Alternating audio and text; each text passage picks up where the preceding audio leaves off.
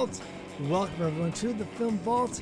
That is amazing. I'm Bryan Bishop, your host for today. Top 5 movies shown in real time. Real time movies. A topic I'm surprised we haven't done. We kind of danced around it, you know, with limited storytelling maybe, movies set in one place, etc., etc. Movies take place in a day, we also did.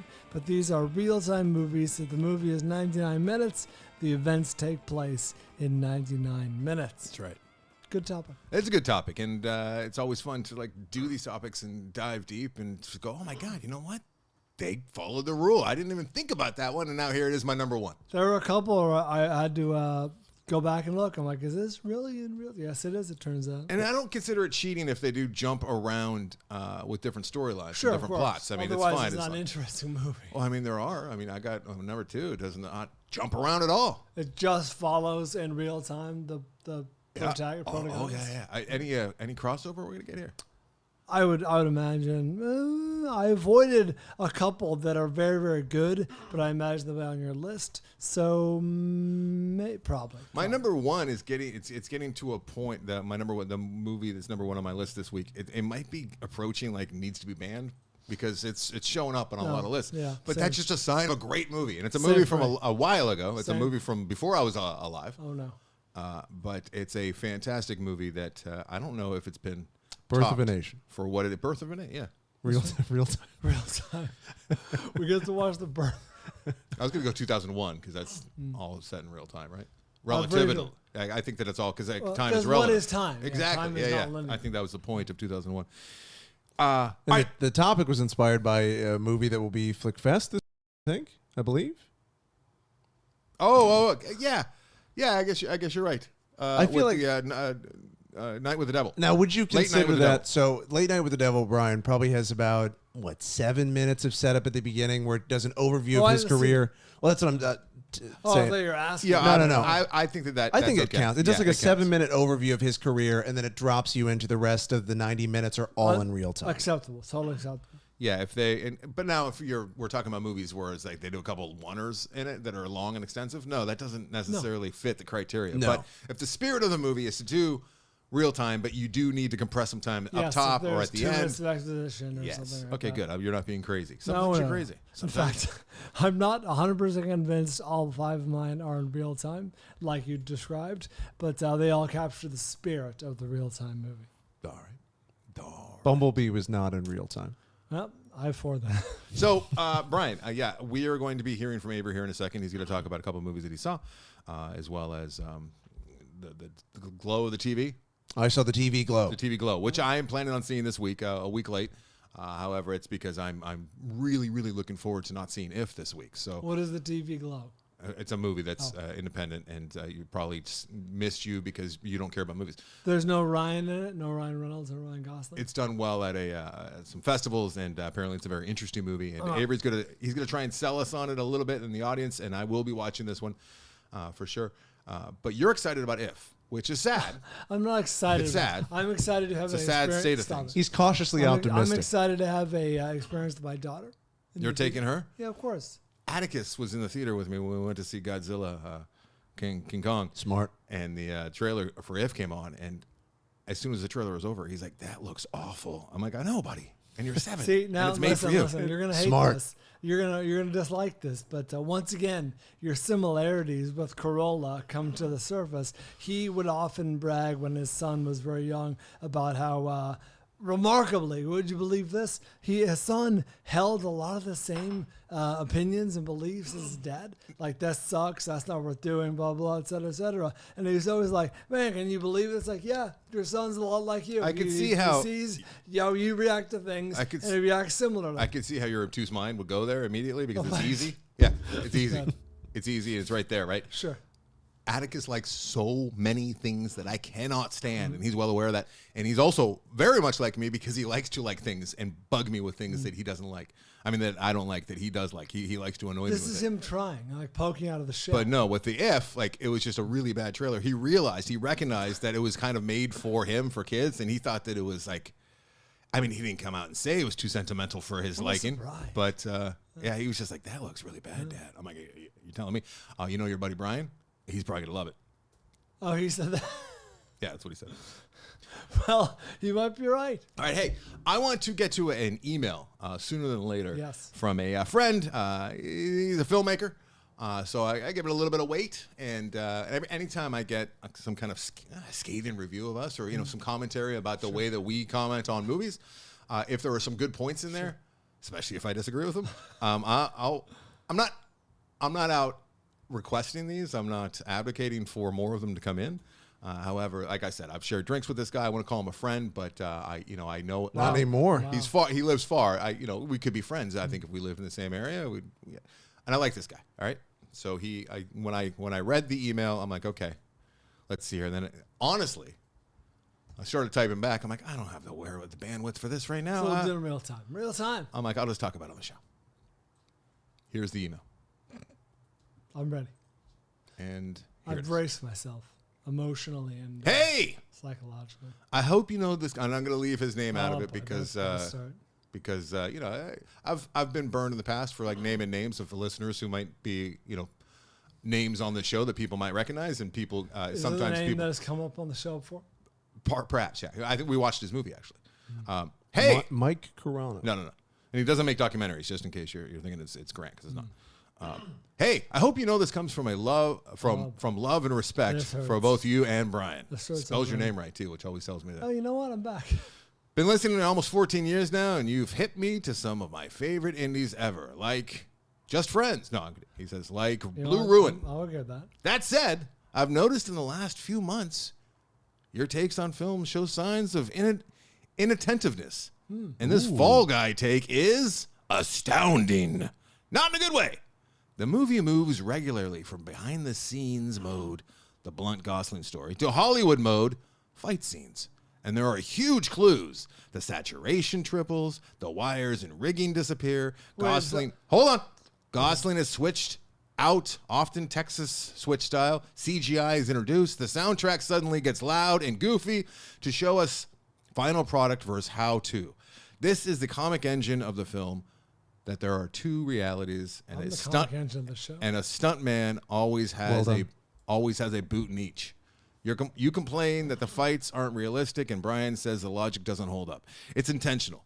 They're drawing back the curtain. The film does everything to highlight how silly these scenes are, like the reaction shots to the dog and the dumpster behind tow truck sequence. It's a parody of Netflix and Marvel. That's the whole joke of the film. It's a movie making. It's movie making inside a movie. There are no stakes. It's a piss take on John Wick and Michael Bay seriousness for a self-proclaimed cinephile and movie maker. How did you not notice the abrupt changes between on-set reality and Hollywood's slick final product? Early on, Gosling literally says on the phone to Blunt, "They sent Hollywood bad guys after me." How distracted do you have to be to miss a clue like that? You can't be evaluating movies when you're not focused. Is he talking to you?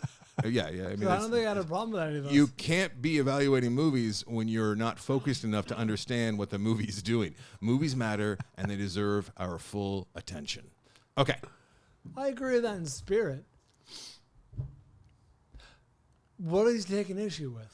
First of all, I would like to just be totally clear here. He's saying Andy didn't have command of his fastball. Yeah, right. If I'm watching, you were looking at a second screen. You're texting. If I'm watching a movie and I'm going to talk about it on the show, I will never ever let my foot off the gas. I will never ever lose focus unless the movie's that fucking bad, and then I'll say like, I don't know, maybe I missed something because I was so goddamn bored. I will be honest. Yes. I will never give a movie not my full attention and bring it to the show. That is such a disservice not only to the show but to the filmmakers, and I get how much goes into making movies. Even big dumb Hollywood movies like this.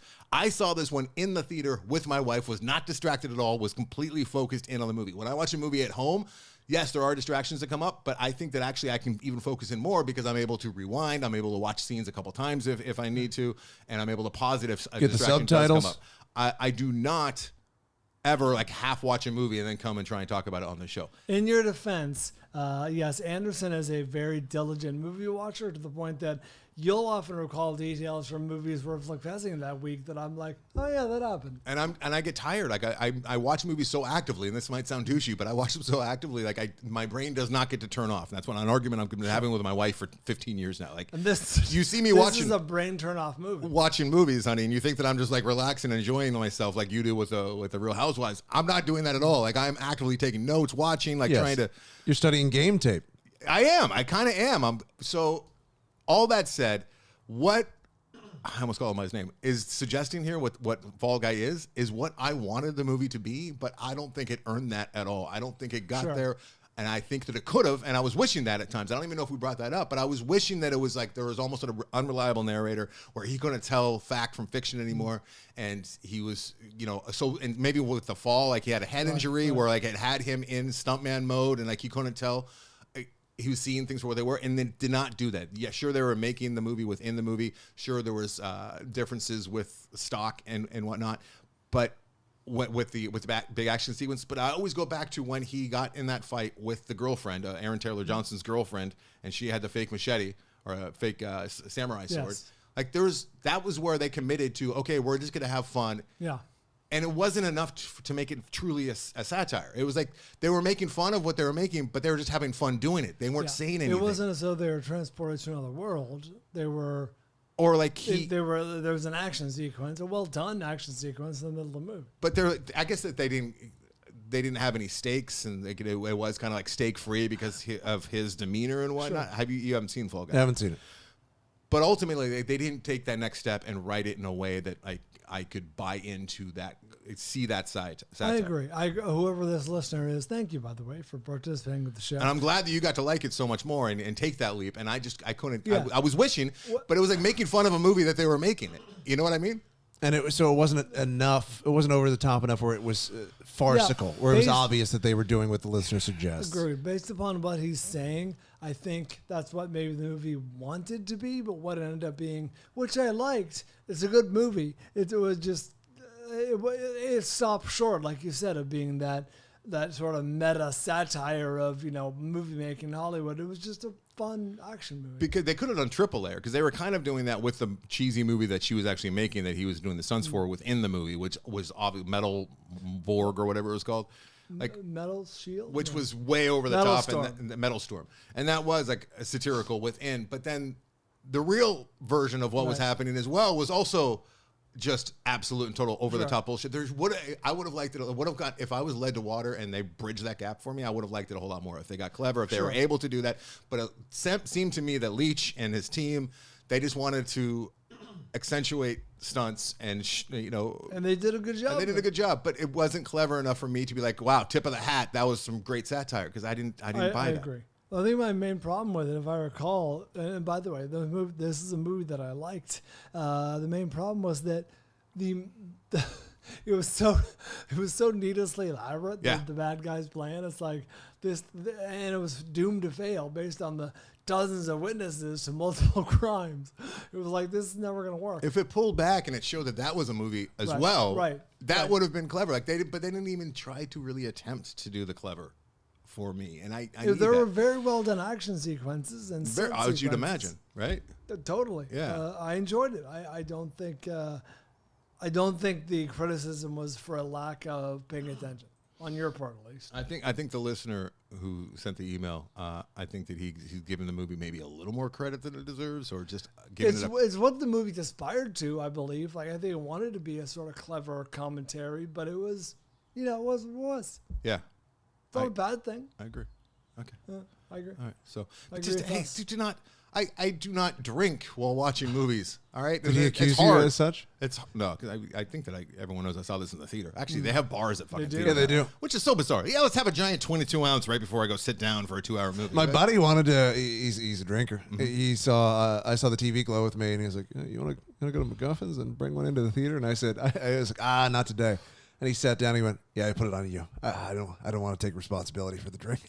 Girlfriend would have gotten mad or whatever. So he didn't. He did that thing where you want to do something and be a piece of shit, but you put it on the other person. Yeah. You're like, like Avery was doing it. I could pick up cigars on the way there. Do you want me to do that? And you're like, no, I'm good.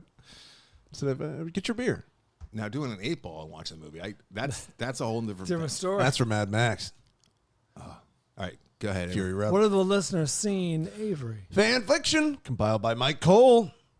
Curtis Helms on X saw Kingdom of the Planet of the Apes, a worthy continuation of the series. Thematically, things are a little thin. The pieces are set up for an examination of emergent societies and the old world's legacy, but that's mostly left in the background. Still a fun outing, though. Our very own Drake on Instagram, not the pedophile, saw Kingdom of the Planet of the Apes. Overall, enjoyed it. Proximus was pretty great, and it smartly set up more ape action for future movies. But I did spend too much time thinking about whether or not a horse's back could support the weight of a gorilla. I did too, Drake. I was thinking that as well. They typically can support 20% of their body weight. The average horse weighs 1,200 pounds, so roughly a 240-pound rider. However, a gorilla weighs between 300 to 500 pounds. Perhaps a Belgian draft horse could carry a gorilla, but those were no Belgian drafts. We're drilling down. Get me thirsty with the Belgian drafts. What do you think the FVT score is for Kingdom of the Planet of the Apes? Every person I've heard from about this movie, whether it's in person or via these listeners of the show, has been, movie has a lot of flaws, didn't like a lot of it. Yeah, still a good time. It's like, I agree with most of that. I'm going to guess, for some reason, this is like 75%. I'm going 100. 100. Oh, motherfucker. Everything you just said should 100. lead you to 100. I mean, Yeah. everything you just That's said. a good point. That's a really good point. How could you not enjoy? There were many flaws. And It's yet monkey season, people still Brian. like- Blue Sun 2. It is monkey. I kept thinking that while I was watching it. I'm like, how many hours of monkeys have I watched on the screen in the last 3-5 weeks? Not enough. Not enough. Off the top of your head, Avery, I'm gonna hang myself. Does this have a higher Film Vault fan score than Civil War? I thought, it might. Well, yeah, I could see that too, because Civil War is definitely divisive more than this one. This one is just, it's a good movie. It's, This is got its pizza. flaws. Everyone likes pizza. It's how good you thought the pizza was. And as much as they tried not to get political with Civil War, it crept in there, and a lot of Yeah. people saw what was being said. And It's cardboard pizza that you order when you're drunk or hungover in college at like 2 a.m. Kingdom of the Planet of the Apes? what? No. How dare you? I How dare you? We will be talking. I am ordering the pizza again. Blue Sun 2 on Reddit. Nimona with the kiddo. You're gonna willing to see this again? Fuck, I might get Apes tattoos. With Nimona, so Nimona with the kiddo. Both really enjoyed this. I also watched the Three Colors trilogy. Blue was good. White was okay. Wow, that has a range. Red was good. All three suffered from not great endings, in my opinion. None of the three really stuck the landing for me, but they were worth the watch. Finally, also caught up with Capernaum. No idea. 2018 Oscar nominee for Best Foreign Film. Oh, I've been told to watch this by a number of you, and it's a tough sell. It feels like homework. Well, it was excellent. It's no Nimona. Even though it's a con film, it's worth the watch. Stars is killing it. Fuck to the yes. Felf on Reddit saw The Coffee Table. A Spanish. I've been told by Eric Holmes and a few other people that I have to watch this movie. Dark comedy. Spanish dark comedy that just came to streaming. Follows two new parents who decide to purchase a coffee table. I'm not exaggerating when I say this might be the darkest movie I've ever seen. Can't wait. Plays like a 90-minute Wild Tale segment. Go in blind, but be warned, this is not for the faint of heart. Which one is this? I say I can't wait, and then I sit down. I'm like just dreading The it. Coffee Table. Coffee table. Mark Woods on Facebook. The Roast of Tom Brady on Netflix. It's not a movie. It was on. unbelievably hilarious. This is a Brian Flickssions. Save. It was unbelievably hilarious, raunchy, and cringeworthy. Makes me happy to know that cancel culture hasn't killed the roast, because that was fucking awesome. Mm-hmm. Danny Leffler on Instagram. Danny, what's up? Finally got around to seeing TFV's infamous Little Children. And it did not disappoint. That's right. 4.5 stars for that shit. Mm-hmm. Can't believe that for a movie that got 3 Oscar noms, we never hear anything about it. It's criminal. Great acting, storytelling, characters, even the unnecessary voiceover worked for me. Dark comedy. Wasn't the biggest fan of Tar. Oh, okay, you lost me. Yeah. But after this, I'm definitely a fan of Todd Field. And I think, you know what? Well, he's not making movies anymore, which is just, it's a shame for all of us. But go back and watch Tar a second time. I saw it twice, and it's very good. It really Tar. is. And you can see Todd's got his fingerprints on both, obviously heavily, but I think even more so with the little children I just discovered this not too long ago, but it was based, I don't have the name offhand, but it was based on a novel by the same author as the guy that wrote Election. Oh. Please be a guy, don't be a girl. Maybe it was a Pretty female. sure No, I'm pretty sure it's a guy. Yeah. But yeah, the guy that wrote, probably the guy that wrote Election, that was turned into a movie that's been banned because it's so good, been banned from this program, also wrote Little Children. Got a Prolific. quite the take. That's right. Quite the take on modern day society involving the youngins. Little Children, fucking rules. I was watching that, and this doesn't happen all that often, but I'm watching it going, I wish this Paying attention? Little Children, I was paying attention. He was engaged. I had my phone actually at my side. It wasn't in my hand on the entire time. Like half the fucks in the theater. Yeah, I gotta check my Insta. My Gotta God. check my Insta during the movie. Do ya? Fucking children in Planet of the Apes save. The worst kids I've ever seen in There a was theater. a 4-year-old or so at my theater, and I'm like, how is she allowed to watch this shit? I think they might have to replace the seat that they were sitting in. But I'm watching Little Children going, like, this could easily be like an 8-10 part miniseries. Like, there's the characters are that rich. There's that much going on. I want more from There's this story. backstories to all of them. Yeah. All right. I saw a film. Yeah, you saw a film. Go ahead. I saw the TV Glow. The TV Glow. I saw the TV Glow. Now, you're not going to do a full flick fashion because No. chances are we'll be talking about this next week. I'm going to do a brief one. So the overview is basically two children in the 90s, I think it's 96 or 98, are obsessed with a teen drama that you'd see on Nick at Night, basically, the equivalent. And they really nail this. Wait, Nick at Night is like old stuff from the 70s and 80s. But that's once it transitions into... Nick at Night. Yeah, Nickelodeon. Nickelodeon, what have Okay, you. yeah, let's just be clear so that we're not yes. leading people down the wrong path. Yeah. They are obsessed with this teen drama, and occasionally they'll cut into it and show you what the TV show actually looked like. It's shot in that terrible, grainy video quality. Right. The writing is appropriately horrible. One of the lines is I don't even have my learner's permit. How could I have a destiny? And it's really well. They nail that tone. The satire. They nail the feeling of being in school in the 90s, down to the wardrobe, the way children talk to each other. Really great. Starts out really grounded, and then it departs and becomes very, very surreal. And I had trouble watching it, trying to figure out where this was going, if I'm missing something. And it turns out the part I was missing, and this is not a spoiler, I think it helps you follow the movie better, is this entire movie is an allegory for being trans and realizing that you're trans. Where can this be seen? Had I known that in theaters, I saw the TV Glow. It's an A24 production. Fred Durst. Really like the way it was shot. It was very creative, very inventive. There's a lot going on there. Knowing that in retrospect, there was a lot that I missed because I was trying to figure out what I didn't understand. Because I like to watch movies and be like, oh, I get what they're going after here. I think And you'd now have we're not going to get to have that little back pat moment in the theater. I do not think you would have gotten that. You think no? No, not at all. Now, is that on the filmmaker or is that on you? I think And me, apparently, I in think the it's the thing I equated to would be the way I would imagine a lot of white people watching something that was primarily made for a black audience or black cinema, where they go, I feel like I missed a lot and I don't really get it, but a black audience might respond more to it. It felt like that, where I didn't have the life experience to relate to it or connect to it without it being laid out a little more, where I would imagine maybe an LGBTQIA plus audience. Wow, look at that. That was impressive. Wouldn't need that So spelled you're telling me I The have right 3 or order. 4 days, 3 or 4 days to go out and live that life. Yes. So I can really get the full to get on message. down to West Hollywood, yes. So You gotta hammer that. So I'm curious what your take on this movie is now, knowing that going in, because I wish You think I it'll had help? known You think it'll help? 100%. Okay. Well, I mean, that's kind of on the filmmaker to not at least, because I hate to say it, but the majority of people who are going to watch this are probably straight. That's just the population, right? That's true. Help the majority of the audience understand a little bit what they're seeing. But there are clues. It's not like it comes out of completely nowhere. I'm going to be mad at you a couple times in this movie, probably. Going, I would have understood here. I would have got it there.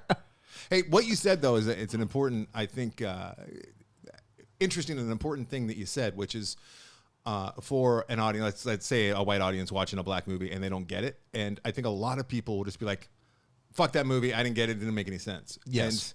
And we're guilty of that. But I always try and say, I didn't get it, and I know there's a whole lot that I'm not getting. And just owning my own ignorance and stupidity, and like whether it's with movies or anything, like not to get up on my pulpit, but like it really goes a long way to say I know, especially when we watch like a foreign film or something, and you know, there's a whole layer that we're missing, but the movie's still got a lot for us. We're not expected to go and take like 2 or 3 courses on the political unrest in a certain region of the world so we can understand this movie. You have to hold the audience's hand to an extent. But at the or same guide time, them at least. like the RMN that we watched a few weeks ago with the Hungarian guy and his gypsy background, and like we didn't understand a layer of that movie, but there was a lot there, and we recognized that we didn't understand it, and we said, there's probably even more there that we're not picking up on. Serbian film, same thing, like subtext, local color, whatever. So just don't write something. I think it's wrong and short-sighted to just write something off and be like stupid or I didn't get it and the movie's too confusing and dumb. Like those don't jive. Usually it's because of our own experience we can't get something. Yeah, and this was the first time in a while where I had that badly in this, where I left that movie thinking, what the fuck were they even trying to say with that?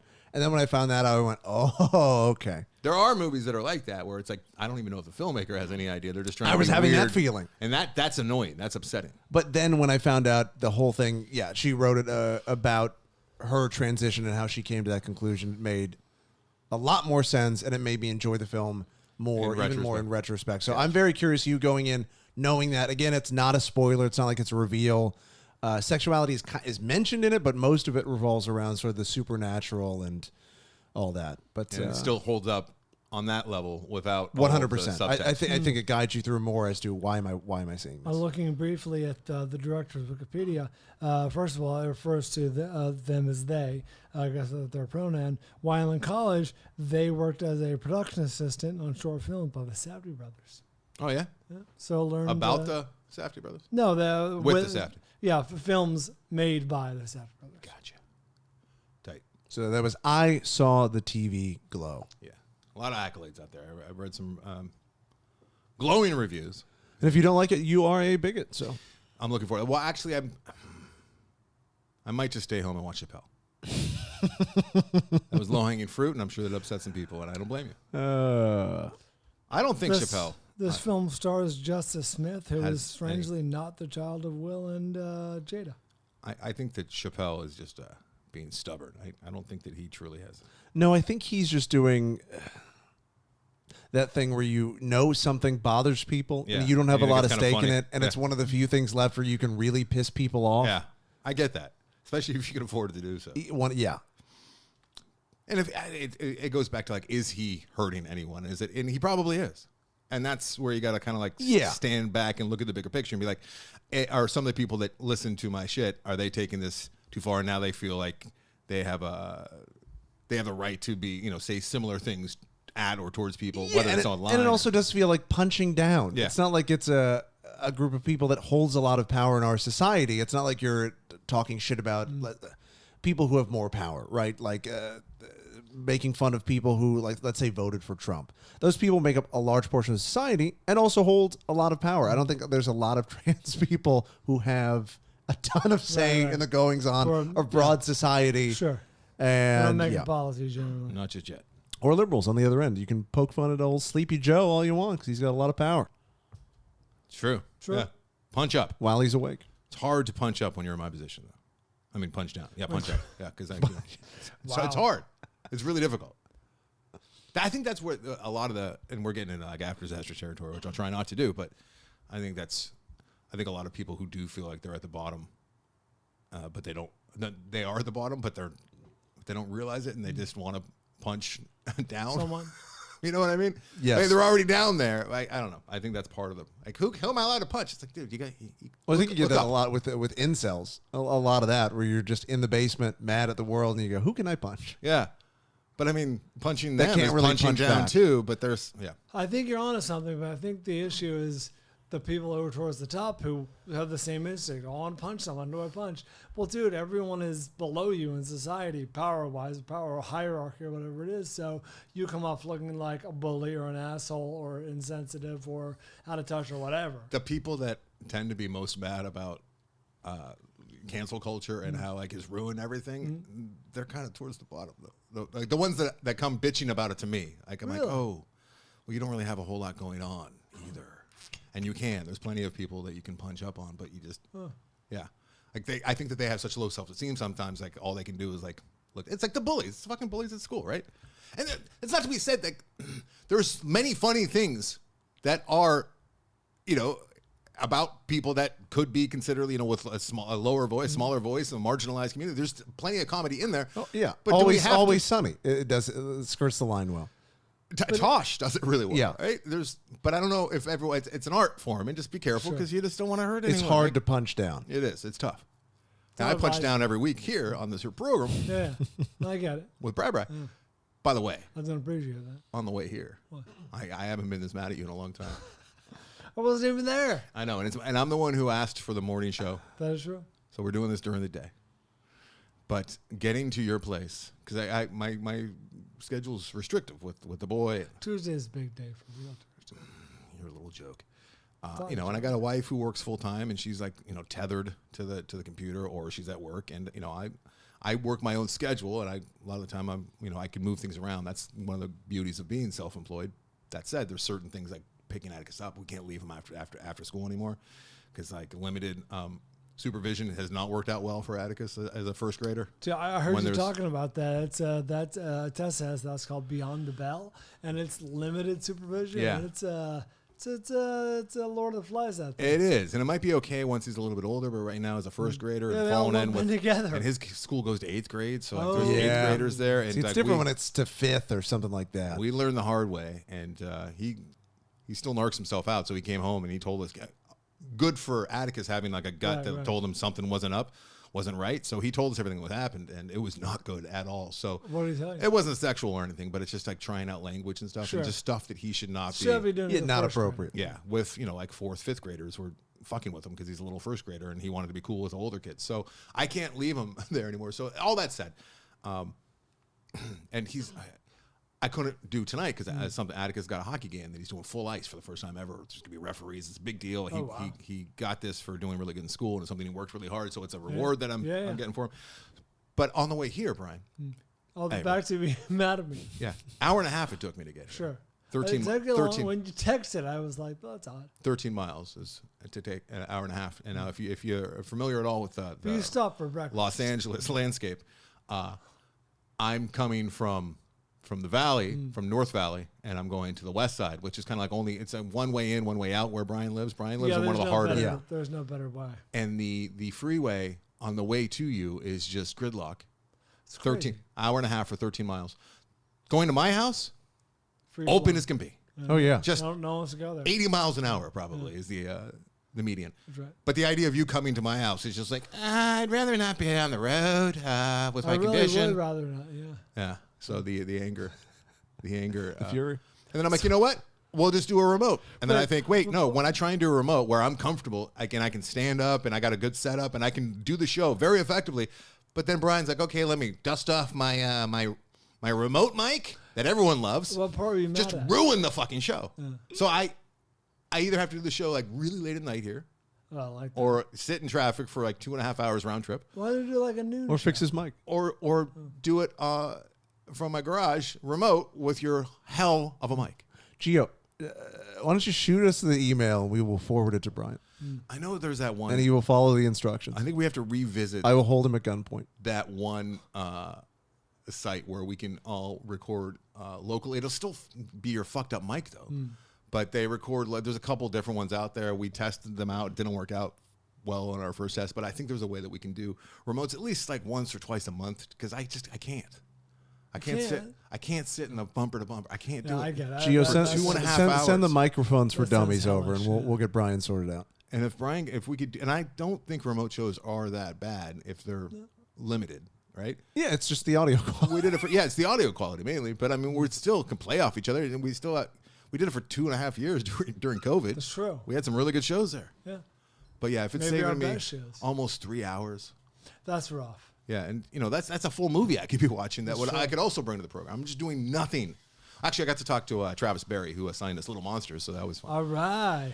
So all right, let's get into some movie talking. Should we talk a little monster? Also, there's this.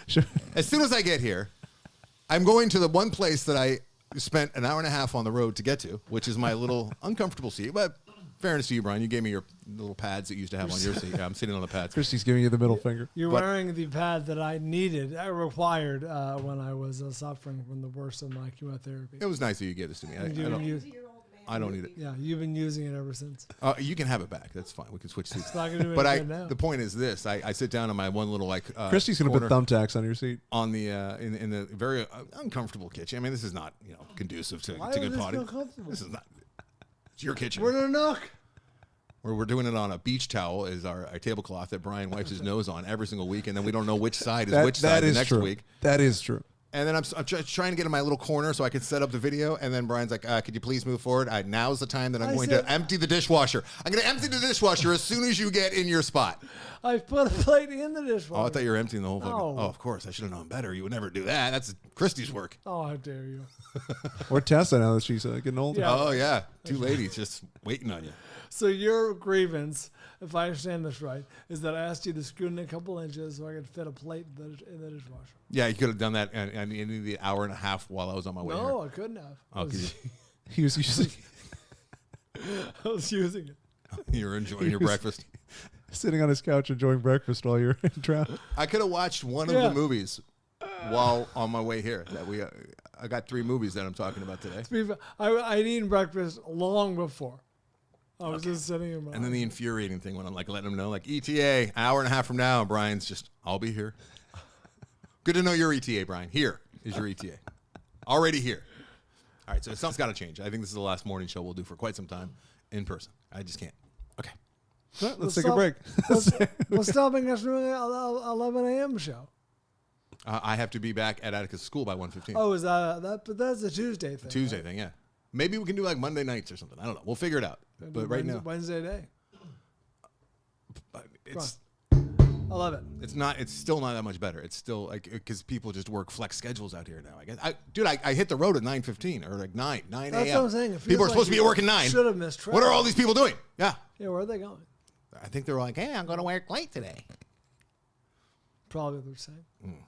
Okay, let's go. Break time. Probably take a break. No, let's take a quick break. Yeah, so we're at 37 minutes. This is a good time for me to plug the fact that we put time codes on Patreon. Oh. So you can know exactly when the reviews happen. Nice. So they can just skip over all that stuff. That's going to be freeing for me. Like, hey, Yeah, exactly. The first movie of the show will be discussed in about 40 minutes. Kingdom.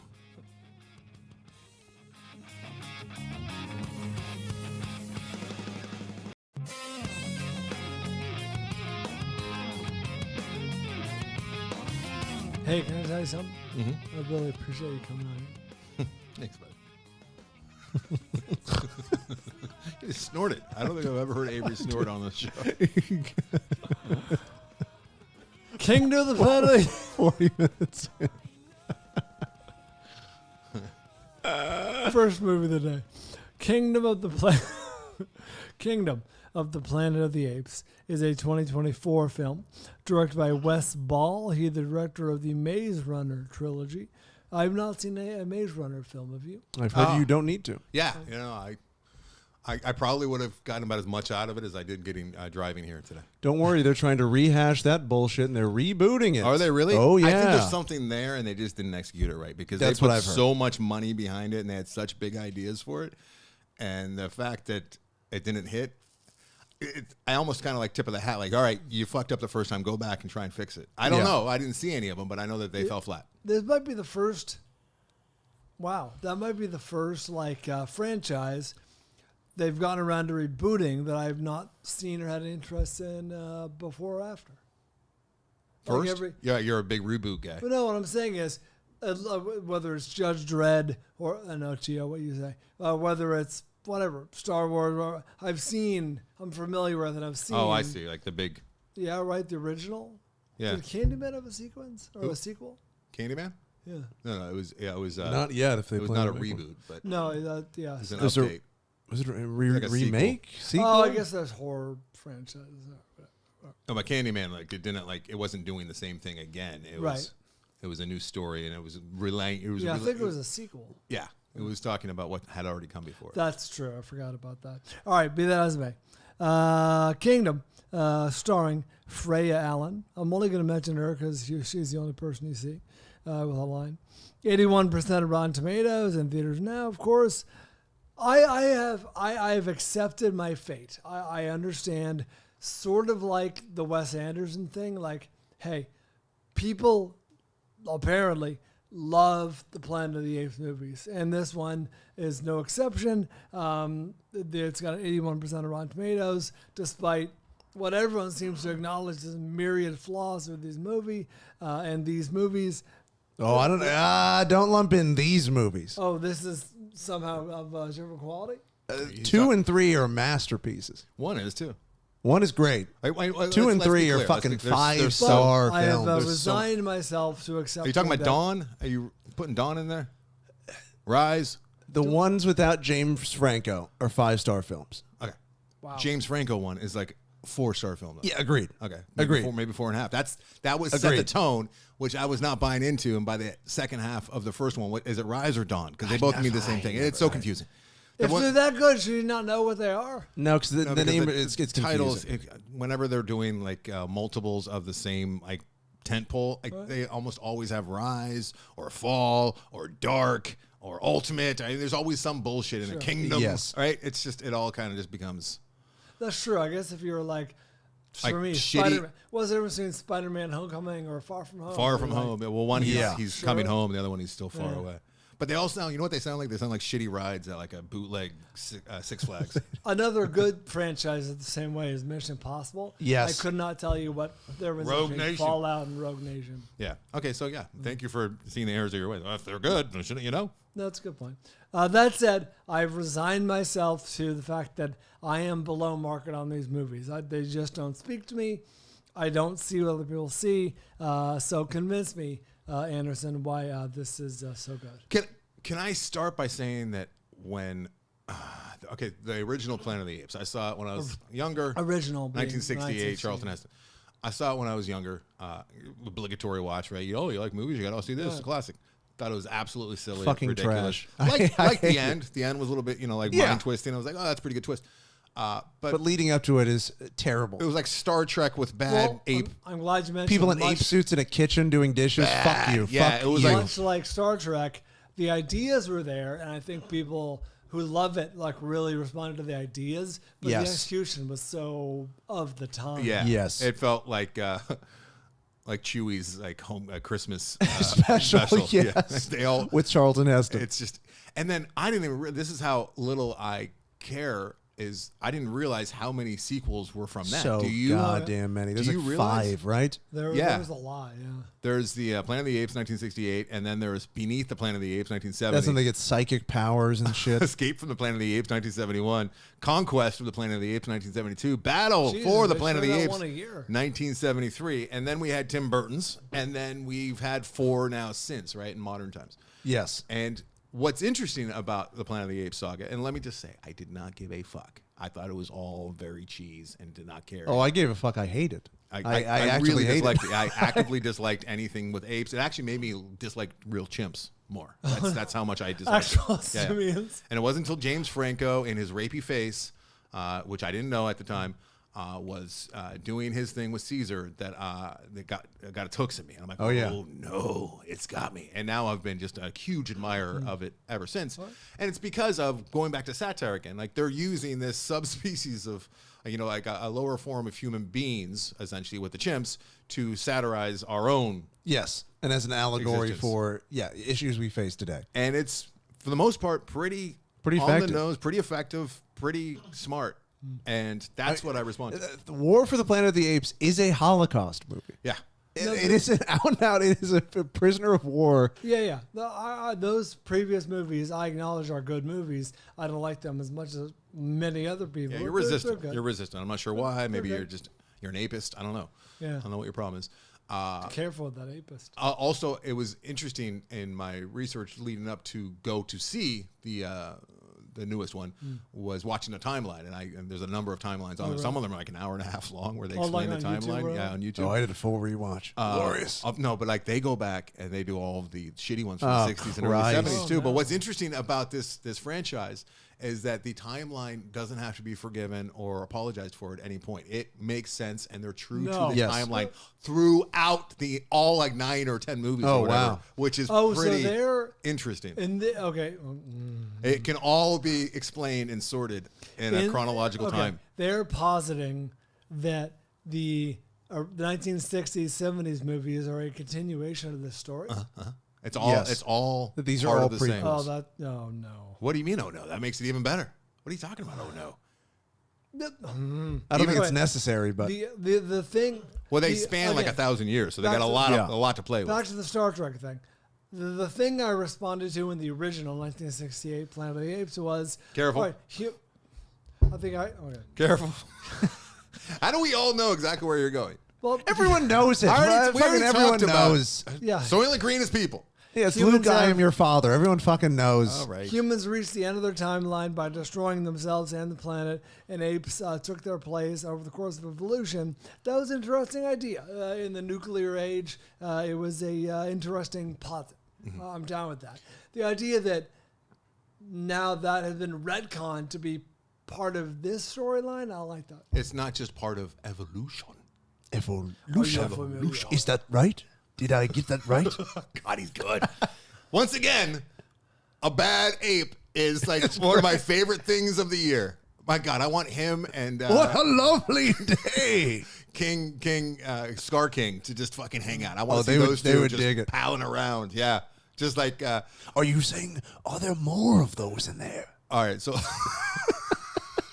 I want to watch just his parts again. Kevin Durant, this might be his crowning achievement. This might be the greatest thing Kevin Durant has ever done. Oh, it's great. As Proximus Caesar. I would love to know the casting decision behind that. How the fuck do you find these people? Well, I mean, Kevin Durant, he's been around for a while. Sure, but I wouldn't guess Evil Monkey King. He might have submitted her. Maybe he's like been doing voice acting for a I'm while. sure he did. Is he in the Maze Runner? Apparently, he's a real goofy, fun guy too. Is he in the I was Maze Runner series? friendly with somebody who was dating them for a minute, and Yeah. she just said he was the best. I think you'd have to be to play one of these characters. I'm sure Toby Kebbell rules if he's Toby's willing to be a right there. fucking monkey. All right, so let's talk about this one. All right, let's get into it because there's so many different stories to be told, and as we just reflected on, there's so much going on with this franchise and this world, this universe. This to me, in some ways, is better Avatar, where there's different tribes and they have a specialization and there's a full world that they're building, but it's more effective and more enjoyable. I think it's to way, me. and it says more. And it says much more. Yeah. So It's funny. I agree with you, but like I'm below. You know what I mean? Like, But you like the Avatar Avatar more. is more inventive because they had to create a whole planet that doesn't exist. This one, at least they're going off skyscrapers. They're already there, and you get to see encounters at LAX. I mean, they're going off of like things that exist in the real world, whereas Avatar had to create new species like from top scratch, to yes, bottom. a whole planet. But okay, so the first hour of this movie or so, I was hugely let down and just disappointed. And kind Really? of felt like I was wasting my time glad going, you said what that are we because- doing here? Because it's a quest movie. Okay. I felt that way for the first about 10 minutes until the opposing monkeys arrive with their tools and their masks. Yeah, but then they come and then they go, and it's not until I figure out where the story's going because I want to get some good. I'm going to agree with you on this in the sense that for me, the best part of the movie and the movie really, really picked up for me once they got to the titular kingdom, like the shipwreck. the Yes. final third of the movie. And I'm like, okay, I'm enjoying this. Why? This should have been the whole movie. Well, I thought once you I get think it a took a little too reveal halfway through where you go, okay, here's the driving engine behind this narrative. So the driving force is to begin with a quest that these three, or essentially one monkey goes off on, right? Theo. yes. He goes off on to Noah. It's the same Noah. Noah. The same old story of him, going off trying to like rebuild what was lost. His village was decimated. He lost family members and whatnot. They've This all happens been early on. captured. He wants to go get them back. And I didn't feel like they did a good enough job of kind of doing the beyond, like from Lion King, where it's like you don't go out beyond the valley or whatever. No, like, or I the didn't- I didn't know- motivations or why. I didn't Yes. know. Yeah, they had so much time to build that up, and they spent more time just showing fucking falconry with eagles than they did giving me I did a map enjoy. of like where they're not allowed to go beyond, why, what happened out there. Yeah. Give me a little of that. Some sort of mythology Or where they're is it- telling little kids Yeah, 'cause about when it. he goes out and he's going beyond it, I'm like, is he even beyond it yet? What's going on? Like, Or even like, I can't believe I'm saying this. Take a page from M. Night Shyamalan's The Village, and like you don't.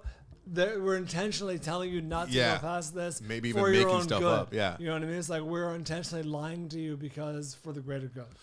And then he sees this girl who's chasing him after he comes across, and he becomes friends with the.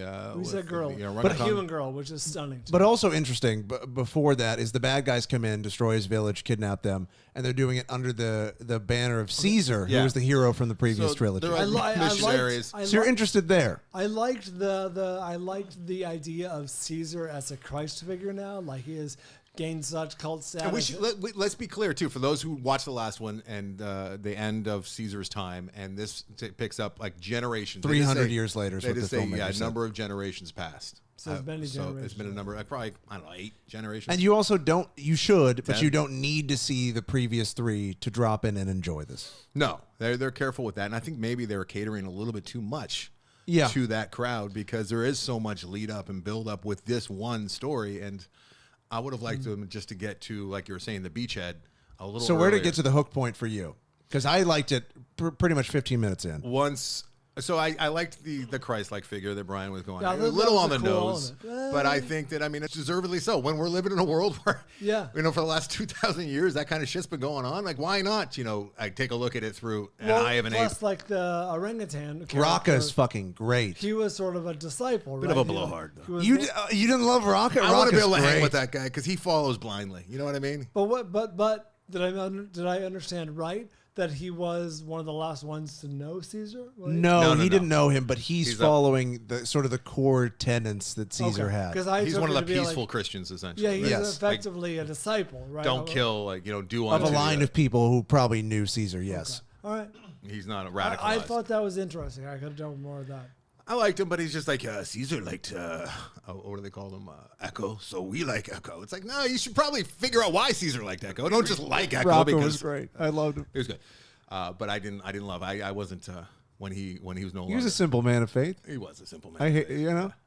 I liked a lot of this movie. I really did. I loved a lot of this movie. Okay, so ultimately what it becomes is kind of like just like we can't let certain nations have nuclear power because they are reckless and they are power hungry. So whatever. And it gets into the debate of whose right is that to make that decision and who's allowed to make that decision. Yes. Who gets to decide who gets to have power and who does not. And all of that is very poignant, and that's the best part of the movie. And I thought that it was fairly elevated for the kind of movie it is. I mean, think about this: it's a big fucking dumb monkey blockbuster, summer blockbuster, and like they're reaching, they're making some. They're swinging for the fences for the type of movie it is. Yes. Avery, I know you love this, but stick with me here.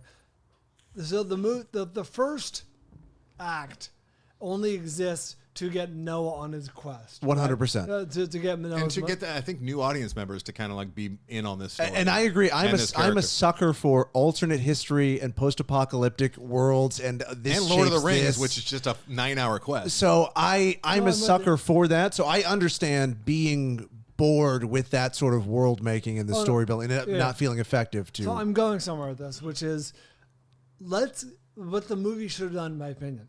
Get Noah on his quest sooner. Yes. Get him the whole stuff of the village was another hero there. Well, you had to have some feelings for that, even though I didn't care for the mom. I think there's a more artful way to expose, like, you could have got him to that kingdom quicker, and, like, he could have fallen in and, like, really been like, this place is amazing. This is utopia. Oh, you're rewriting everything. Yeah, I'm saying this movie had, like, potential, right, for me. You guys obviously responded to it more than me, but the first act was neither here nor there. It was stuff we've seen before, and who cares? It is stuff we've seen before. Like, this is a peaceful village. They just work with birds. Oh, and here come the bad apes. And here come the bad apes who rule with an iron fist and don't give a fuck. And And here's furthering the problem. Okay, again, stick with me because I thought about this movie a lot. In my opinion, because it's good. Yeah, it's not a good movie. I wanted it to be a lot better. If you're gonna make an animal character your main character, it needs to be in a way uber human. You know what I mean? Like those human emotions need to the audience can relate to. Like whether it's Nemo or whether it's Remy or whether it's any number of or Caesar from the original one. Good example. Need to be like almost extra human. So they didn't have that in this. None of the apes, even Noah was kind of blah. Maybe the Rocco character you were saying. I liked Rocco a lot. I would agree that Noah, for a lot of it, was kind of bland, but that the strength of this to me was the world, what it was trying to say, and what they were setting up. This to me felt like a setup. This is a setup for the next one. Felt a lot like Star Wars. We can't say anything New more, Hope. but the next one is definitely we can all see where it's going. We can all see where, and I think that's going to be there's going to be a lot of conflicting emotions with if you are invested in this story in these characters. There's going to be some real conflicted emotions with this next one, which I'm excited about. And Proximus is fucking great. Proximus fucking rules. I just wanted him to. I just wanted to have dinner with him for like. I wanted to be at the dinner table 3 or 4 hours, you know. Just and I would just. He was like a. He was like a. He was such. He was like a Putin character. Yes, he was such That's what I imagine. Putin is probably something like that if you're in his company. But he was such a blowhard. Yeah. Okay, on that or note, Castro. Though, Yes. on that more note, like a Castro character. Don't you think the movie fumbled by waiting too long to introduce him? Yes. Yeah, I think the movie could have used a haircut and could have really gotten through some of these early on set pieces, which were good, but like once again, it was stuff that we had already seen. Where the movie really, not to belabor this term, but sings. It really sings once he shows up. Yeah, and movies like this, a lot of the time, they live and die on the antagonist, and he was a great antagonist that I wanted more of. And they did a good job of revealing. They answer a lot of the questions that you have going into this. They're just sort of, what am I seeing? Yeah. What are the stakes? And what are people after? They dole it out slowly. And in a way that's believable and I found satisfying. Because I was thinking, because that was where I was for even really the first 40 minutes was, is this going to be good? Please don't be a piece I of thought shit. it was being bad. And, you know, because of everything we said in the summer preview and this being a new director to the series. I was nervous. Yeah, I was nervous too. And I'm like, oh, look, they're just dumbing this whole thing down. They're making it a separate quest because they have these, this world is already predetermined. And now they can just have them go out and do little offshoots. But no, then it got back to the core of what Planet of the Apes has been, which is, you know, reflective of us as it's reflective of ultimate power corrupts, and you know we're too smart for our own good, and we're self-destructive, and all that stuff just done through the guise of this other species. We didn't even mention William H. Macy. What? William H. We didn't Macy? even mention him. Well, I don't think he's even in the advertising. I don't think they show him in the trailers or that he's in there. Didn't know that. Yeah, they don't really have any big names in here. He's the biggest name in the movie, I'd By say. far. Yeah. But I thought it was high on the fun scale. I really enjoyed it. You were okay when like she showed up and she was like a feral human and she was like doing that thing where they were sitting around the fire. He and the orangutan, Raka and Noah were sitting at the fire, and then she showed up. She was like hiding behind the tree, and then they threw her some apples, and she comes out like a feral child and grabs it and runs away real quick. That fucking annoyed me so much. Yeah, I was in. I'm like, fuck this movie. Well, wait. Okay, I'm going to defend that part and say, do you think she was intentionally putting it on to fool them? I'm being careful because people haven't seen this movie. But at that point in the theater, while I'm watching it, I'm going, why the fuck is this so dumb?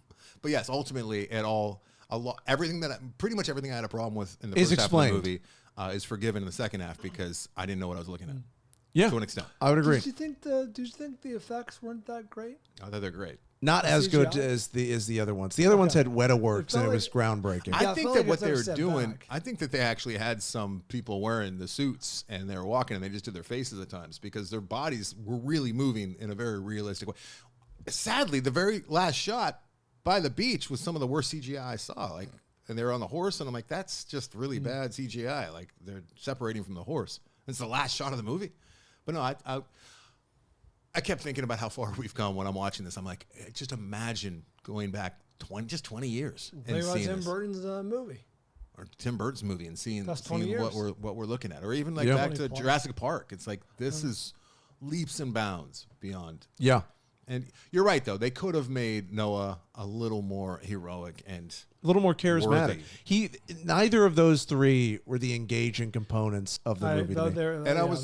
And I think me explaining what would sort of tip a bit of what happens and where it goes. But sort of characters that are introduced in the second half, with the exception of Raka, are the most engaging and interesting to me. With the exception of Raka? Because I liked him from the beginning. Yeah, I thought you said, because you... But my favorite characters were sort of halfway through and onward. It opens up with them really showing what they can do, showing off with the CGI and what they can do with these leaping apes, and it's fun. Through the, on the overgrown skyscraper somewhere in LA, presumably, and they're going after eagle eggs, and it's the good. first one was San Francisco, wasn't it? Yeah, but this takes place in LA. I didn't know if it was set in the same. And you're getting to know the 3 lead characters, and honestly, like I kind of got to know the girl. Did they say it was set in L.A.? Did I miss that? They show that LAX. building from LAX. Wow, I missed that. So, Brian. They showed the iconic encounter. The friend I was, one of my friends, she missed that they were at an airport. We're like, what are you talking about? She's like, when did that happen? I went, they were pointing 9 that rusted tile. up The mosaic is like. I missed that. I was angry about her clothes. I was angry about so many things, and I'm like, oh, okay. There's still. This is a 4-star movie. It's a 4-star I agree. Movie. And there's a lot of little things, and it's like, that bugs me up. I can't. I feel like this needs a brief spoiler because it sets up a lot of things I'm interested. Maybe we can do that. Yeah, let's do a little. Sets up a lot of spoilers. things I'm interested to see play out. Me too. Yeah, I think have this to pick up Attica. feels like back in the olden days, like in the 80s, where they would do the trilogies, and like you get the first one, which was a lot of setup. Ironically, there was a ton of setup in this movie. I guess because it's like the next generation or a new generation. Yes. There's a ton of setup in this movie for a story that's got, what do we say, like 9, 10 movies that preceded it. But this movie, the first half, maybe half plus, is setup. Yes. And then the entire movie ends up being set up for the next one, as far as I can tell. This was like Dune Part 1.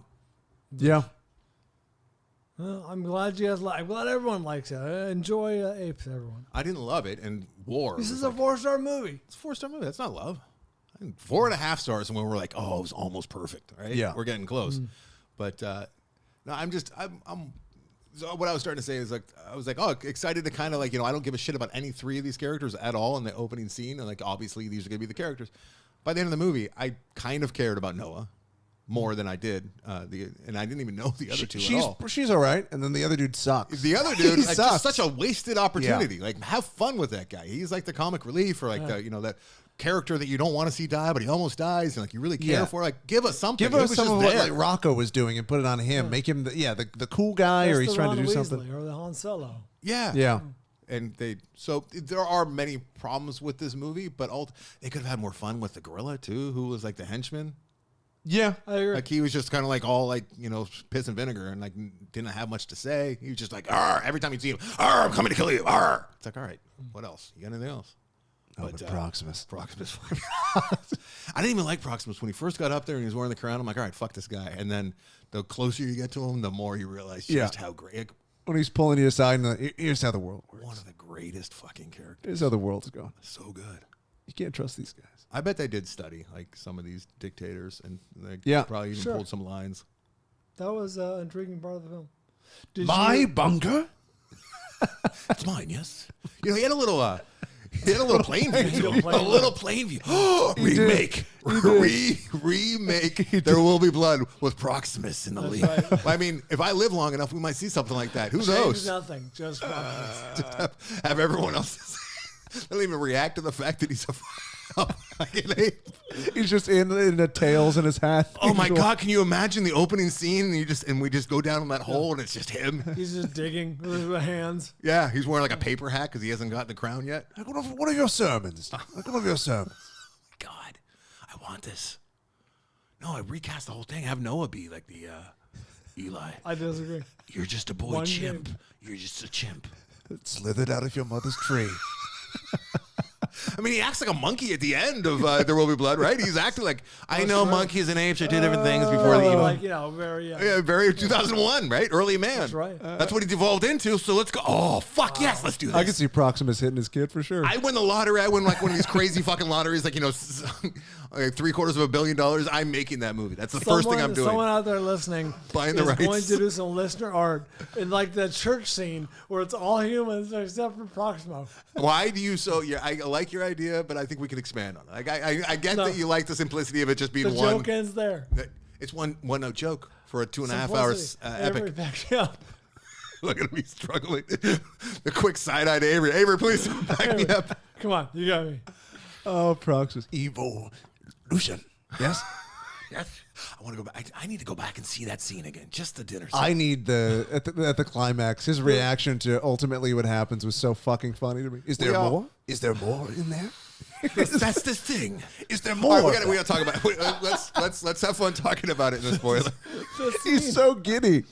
Yeah, no fear at all. To the reaction of what just happened.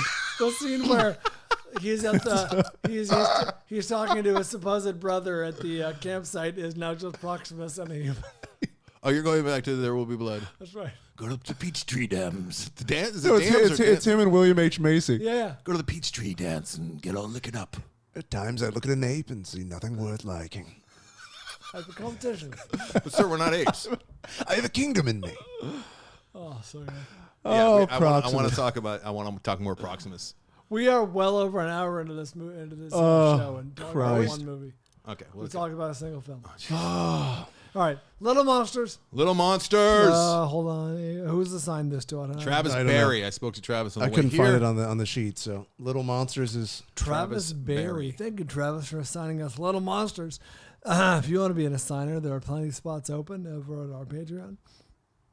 Directed by Richard Allen Greenberg. Apparently, this is the only film he directed. He was nominated for an Academy Award for Best of Visual Effects for Predator. He is a visual effects artist.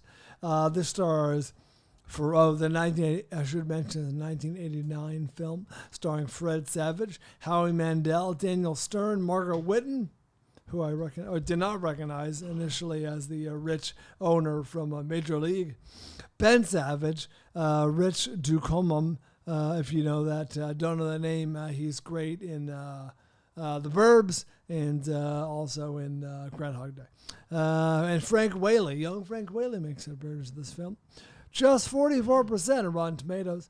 This is streaming on Peacock. Yes, You saw this.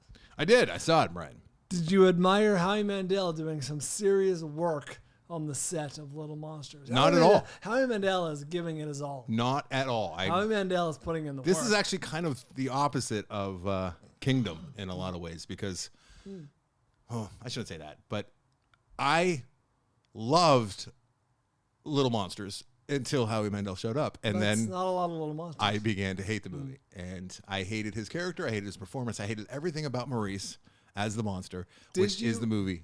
Did you recognize any parallels? I'm going to be going on a stretch here. To All right, so here, a little background. Yeah, you want to just say it once, or you got to say it 3 times? At times, it reminded me of how I felt during Beetlejuice. Oh, Beetlejuice! I thought you were going to go in a different direction. No. All right, so this, I know this, and Travis and my wife are similar ages, and they both grew up. Oh, my wife loved this movie when she was a kid. It's an age thing, like where they grew up, and this was like their childhood movie, one of their childhood movies. And if you recall, when we had the wives on the shows a couple of years ago, like this was one of the movies that Follow That Bird, and this one came up for my wife as movies that her favorite movies of all time because she kind of stopped liking movies, I guess, when she was a Christy and kid. I watched this with Tessa, being it as a PG movie, and I thought it was appropriate. Christy was like, "Oh yeah, this is a lot of fun. You're gonna like this." I was like, "All right, here we go." So Jillian loved this movie growing up. I had big dreams of watching this with the same way that you did. It didn't work out this week, and there's just too much going on. And but unfortunately, I watched it by myself, which was not ideal. That said, Fred Savage is just one of the best childhood actors I've ever seen. He really was acting in really this. good in this. Yeah, and he carries the movie. And Fred says peak Savage. And I didn't know what the movie was about other than my wife loved it. And I knew that the poster really, really bothered me. Sure. The poster is It's how god-awful. Howie Mandel mugging. Poster's he's mugging throughout this entire fucking movie. Oh, Like, you he think? did not have a leash. Like the director was terrified of Mr. Mandel, apparently. So I'm watching Well, this listen, movie. how he speaks. So it's a little boy and his little brother, and there's like You're just a there's boy. some scariness going on in their house, and they have parents that are fighting, and They've it's like- recently moved. The movie opens with them moving to a new town, and the voiceover from Fred Savage is, "Man, moving sucks. I don't know anybody, and none of my friends." one are of his here." complaints was that all the streets have different names, which Yeah. is kind of a weak complaint, I think. When you want to move to a place, Is that that, is that You most get the streets? idea quickly that he doesn't like his new. All these people have different names. yeah, different colors of people here. I don't like it. Nothing is the same as my old town.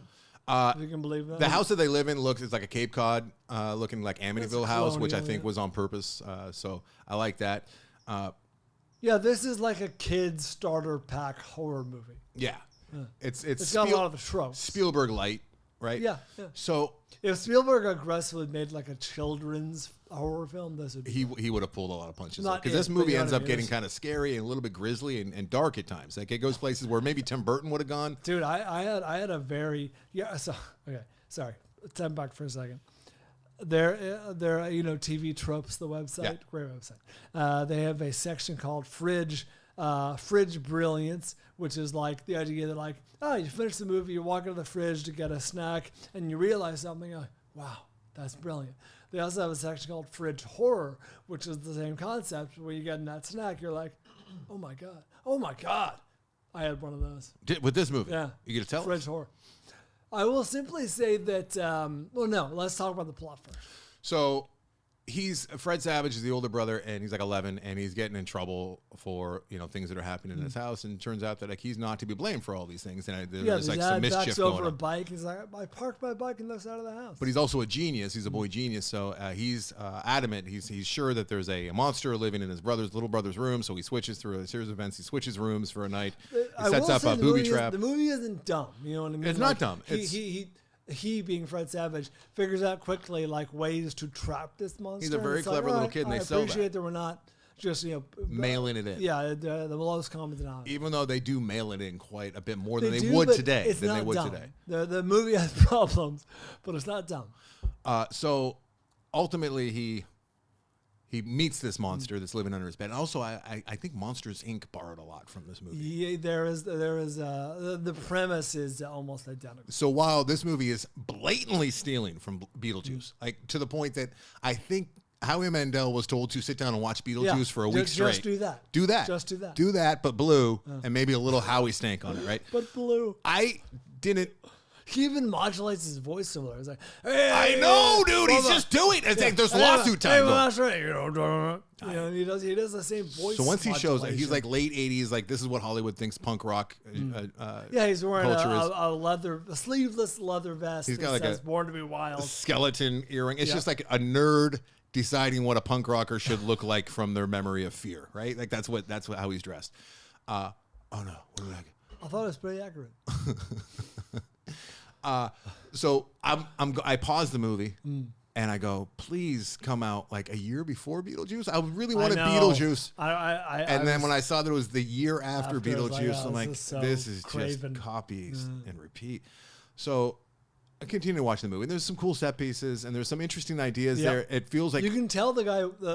It made sense after the fact when I looked up the director that he was a visual effects supervisor, artist, whatever, because the effort is there. Like they have really gone on out to like costume these monsters. And they had a lot of fun, and it's all practical, and there's a lot to like there. Unfortunately, every time Maurice, played by Howie Mandel, is on the screen, I want to punch my own crotch like hard just to like take my mind off of what I'm watching. So cringe. Like how earlier in the program I was accused of not paying attention. I really wanted to not pay attention to this movie, but that's not how I can't go about my life that way. So I had to watch his fucking performance. I imagine it landed very well with kids. Yes, for sure. But as an adult, I'm watching it kind of cringing, and I'm like, this movie, like, I thought of, again, came out several years later, ironically also blue, but like Robin Williams' genie character from Aladdin is like, that's what this should have been.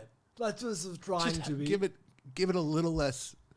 I mean, weren't they embarrassed? Like, was it the same studio maybe? So they owned the rights to Beetlejuice? The studio went under. That's why this movie didn't get released or whatever. Or maybe they went bankrupt halfway through the film. Because I mean, you're just doing a blatant ripoff with that part of the movie. The rest of the movie was original, and especially before Monsters Inc. Like it was good enough that we both agree that Monsters Inc. probably borrowed a lot from this movie. I'm sad to say that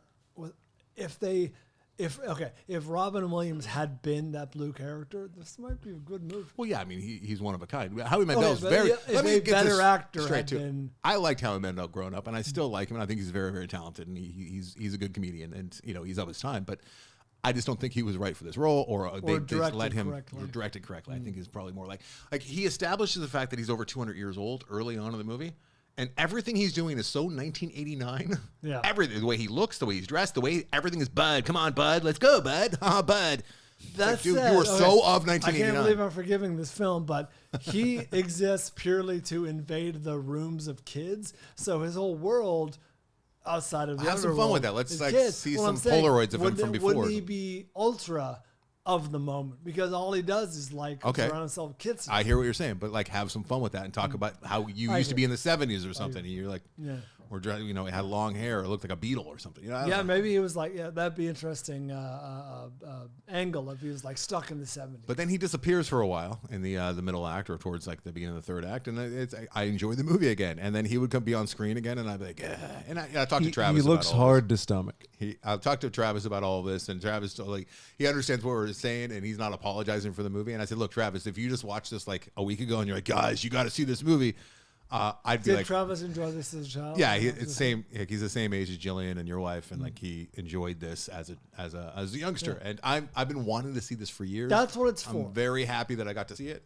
I'm very happy I have a reference to what it is, and I just the fact that they Monsters Guys, Inc. if you want borrowed so Anderson much. to speak nicely of your film, just assign it to us. This is a bad movie. I fucking hate this movie with him in it. Everything. No, you agree with that though, right? What? The stuff without him in it is good. There is some very... There's a good kids movie there. Yeah, there's some very wild tonal shifts to like at some point Daniel Stern and the mother Margaret's It's okay. We're okay. Whitten. They bring the they summon the kids into the bedroom to explain that they're gonna have a trial separation, and it's kind of dramatic and a little bit heart-wrenching, and like it's also very 80s where it's like, all right, you good? No, I'm not good. I think that was ambitious. Ruined. I think they're trying to draw parallels with, you know, these visions of monsters in the monster world with, you know, their own childhood, and like the kind of like the squid and the whale with the parents being the squid and the whale in the kid's mind, right? Because it's like the parents are monsters and they're fighting with each other. I think that they're kind of tiptoeing around that, but they didn't quite get there. You know what else was good in this movie? There's a joke, I won't give too much away because it's late in the movie, but the monsters come up from under the bed, right? That's like their thing. And at some point, the monsters emerge, figures emerge from underneath a homeless man's cot in L.A. That was funny. On the beach. That's what you're... Really? Listen, I'm struggling for things that work in this movie. That's it. You know what? Actually, I thought Frank Whaley's skin being pulled as a mask. It got pretty creepy, pretty dark. And also, there's a large amount of curse words in this There's movie. like a few shits. He even like learns the word There's shit a and bitch. says it. That was actually kind of funny when he said shit. Like he learned it and he's like, shit. Oh wait, no, that was the other movie. God damn. That was Noah. That was Noah. Son of a bitch. He did say shit though, and I think the kid learned shit and. Yep. They're breaking shit, and that was supposed to be a big fun set we piece. bring the shit down, when they were playing the baseball. Okay, do you want to hear about my fridge horror? Yeah, I had one more thing to say about this movie, and that was gone. I'm going to buy you some time. Okay, yeah, go ahead. Okay, so but then I won't be able to. I'm not going to give away too much, but the underworld of these monsters. Don't spoil it. Yeah, I'm not going to spoil this film. The underworld of this monster world is populated mostly with like little monsters, hence the title, like little kid monsters, right? Like it's almost entirely kid monsters, except for Howie Mandel, the aggressive older one who's always smoking, the ogre, yeah, and then the Frank Whaley character. It's almost entirely kids. An interesting thing they didn't pursue enough was if Fred Savage spent enough time in the underworld. If you're there after midnight. If you're there, you like start to become a monster, right? Like his arm starts to like decompose, and like you can become a monster if you spend. He gives him sunglasses because like the lights do bright on him now. Like that was an interesting angle. All those kids down there were likely abducted from their beds. They're the ones who didn't make it back and never seen again. Yeah, that is horrifying. Yeah, that's the movie. But it could have been. That's why it's called. They didn't really lean into it much, and Not like at to the all. point that the title is kind of confusing halfway through the movie. But yeah, those little kids down there, like there's only a few real monsters, and then they turned all the other little kids that didn't make it back. It would have been like a dark angle. And Maurice was trying to do that, but then he had like his heart was too big, and like he this also kind of, and you claim that I'll like your movie if you assign it, and that's just not the. I might. No, you'll say nice things. Especially smaller movies, I find. I'm more apt to talk about the positives in the smaller movies, and there are positives in this movie. But I also talk about how the main part of the movie is like gut-wrenchingly awful and cringy, and I fucking hate it. But it also did when it's good, it's kind of scratching the same itch that Freaked did for me. And I know that you didn't like Freaked, you didn't like Freaked. It was not good. You guys are fucking wrong. Freaked rules, and this has like this is like a kid's version of all Freaked. the best parts of Freaked. Fuck, How did you not like It was Freaked? hard to watch. It was so goofy and It funny. was so of I its really time. enjoyed it. I loved it. Oh, So it of was its hard to time, yeah. watch. I think it's the same year too. Freaked. Alex Right. Winter. Oh, brutal. We should take a break because I have to pee, and we're an hour and 20 minutes into this episode. I'll save my third movie. We didn't get a chance to watch your assigned movie. I did, but you didn't. Happy Feet will be watched the same week that next week we'll be talking about Happy Feet. And Late Night with the Devil. We got to talk prepared for Furioso, and then Avery and I are going to talk Late Night with the Devil when we get back because real it quick is worth talking about I disagree. for a minute. for a minute.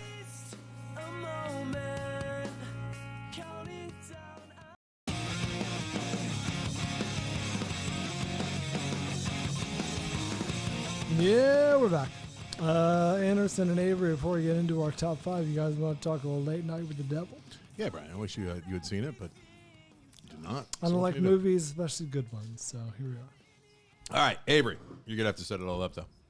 Let me get you a camera here. Here we go. I'm setting this all up. Yes, you must set it all up. Okay, I gotta set this up. Yes. So Late Night with the Devil, directed by Avery. Take it away. Is a film. It is. It was directed by Brian's internet is slow. Cameron Haynes, Cameron Cairns, and Colin Cairns. Oh, a little two-hander. I'm assuming they're related. Also written by them, starring David Dastmalchian, Laura Gordon, Ian Bliss, Faisal Bazi, and others. Ingrid Torelli, who is quite good. This is a live television broadcast in 1977. It goes horribly wrong, unleashing evil into the nation's living rooms. And on Rotten Tomatoes, this is currently sitting at 82. 97%. Jeez. 97%. People are liking the Das Mulch, and you can check this out on Shudder, on via Amazon if you've got that, or also I think AMC Plus. So yesterday, Mike Carano, Brock, and a new guy named Brandon and I helped move one of our assistants who one of the mainstays of Born to Act players, who's in the hospital right now, and he's going through some really heavy-duty stuff. He's an older fellow, and he lost his assisted living place. So the four of us got together to move him out of his assisted living place and pack up his stuff. And it was not pleasant. It was not nice. It was sad. And the only thing that made it good was Mike Carano, obviously, and Brock being there, as well as the new assistant who volunteered his truck to help move the stuff, and his name is Brandon. I don't need to give all these details, but that's the only way I know how to tell stories. And anyways, he shows up, and I know him just from working with him a little bit at Born to Act Players, but he was wearing a One Cut of the Dead shirt, so immediately I'm like, fuck the yes with that shirt. He's like, every time I wear this shirt, I get like in a 5-minute conversation with somebody because I'm wearing the One Cut of the Dead shirt. Yeah. And then he's like, well, I just love that genre, and I love horror, and I love that kind of movie. He's like, I've already seen Late Night with the Devil 3 times in the theater. 3 times in I'm the like, wow, theater. You are committed.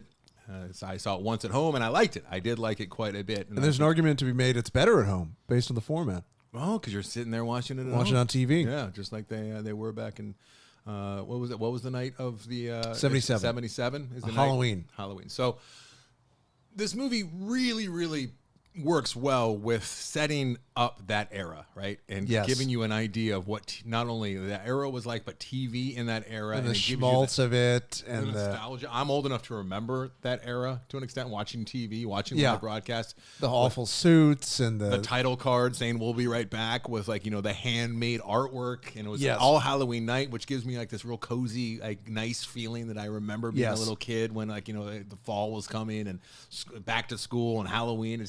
I tapped into all that, and everybody's sitting down to watch this shared experience.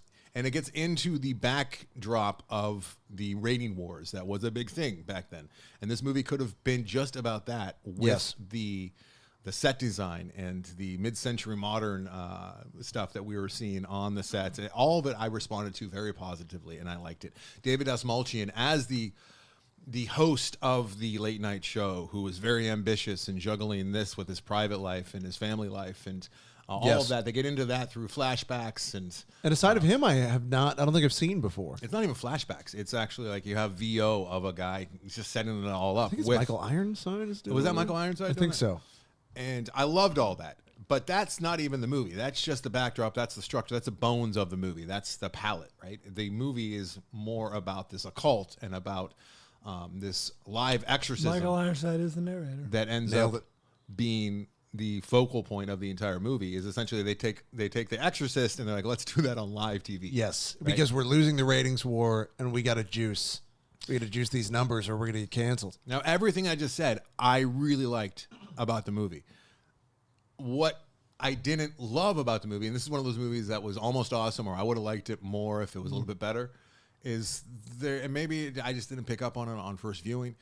And I Or you don't know pay if attention. I'll ever see this movie again. But they Yeah, really. you watch movies with a half paying attention thing. And maybe it's like referring to something that I'm not familiar with, but they were really leaning on this the woods and this cult that he may or may not have been a part of, like an Illuminati type thing, and Yes. kept going back to that. There wasn't really any real payoff for me with that. It felt like it was distraction and just kind of background fodder, where this movie didn't need that because it had so much going I on. thought there was payoff with that. There was, but it wasn't satisfying for me. I It felt needlessly elaborate, as our buddy Brian would say. did feel a little elaborate. I felt like they needed that to have some sort of purpose as to why any of this was happening, and to get the main character invested in this at all. I think other than that, it would have just been the entire broadcast and the people making it going, "This is crazy, huh?" Where there would have been no real culpability on their part. I think you had to I think it have, was make necessary. I him think have it was some just skin in the game. Maybe a little clumsy, I guess. Or Yeah, I could think it could have been made a cleaner. little clearer. Yes. Cleaner and clearer. But so the setup, Brian, is they're doing like it's a big Halloween night, right? And they got to do like a big Halloween show, and they're constantly trying to beat like the Johnny.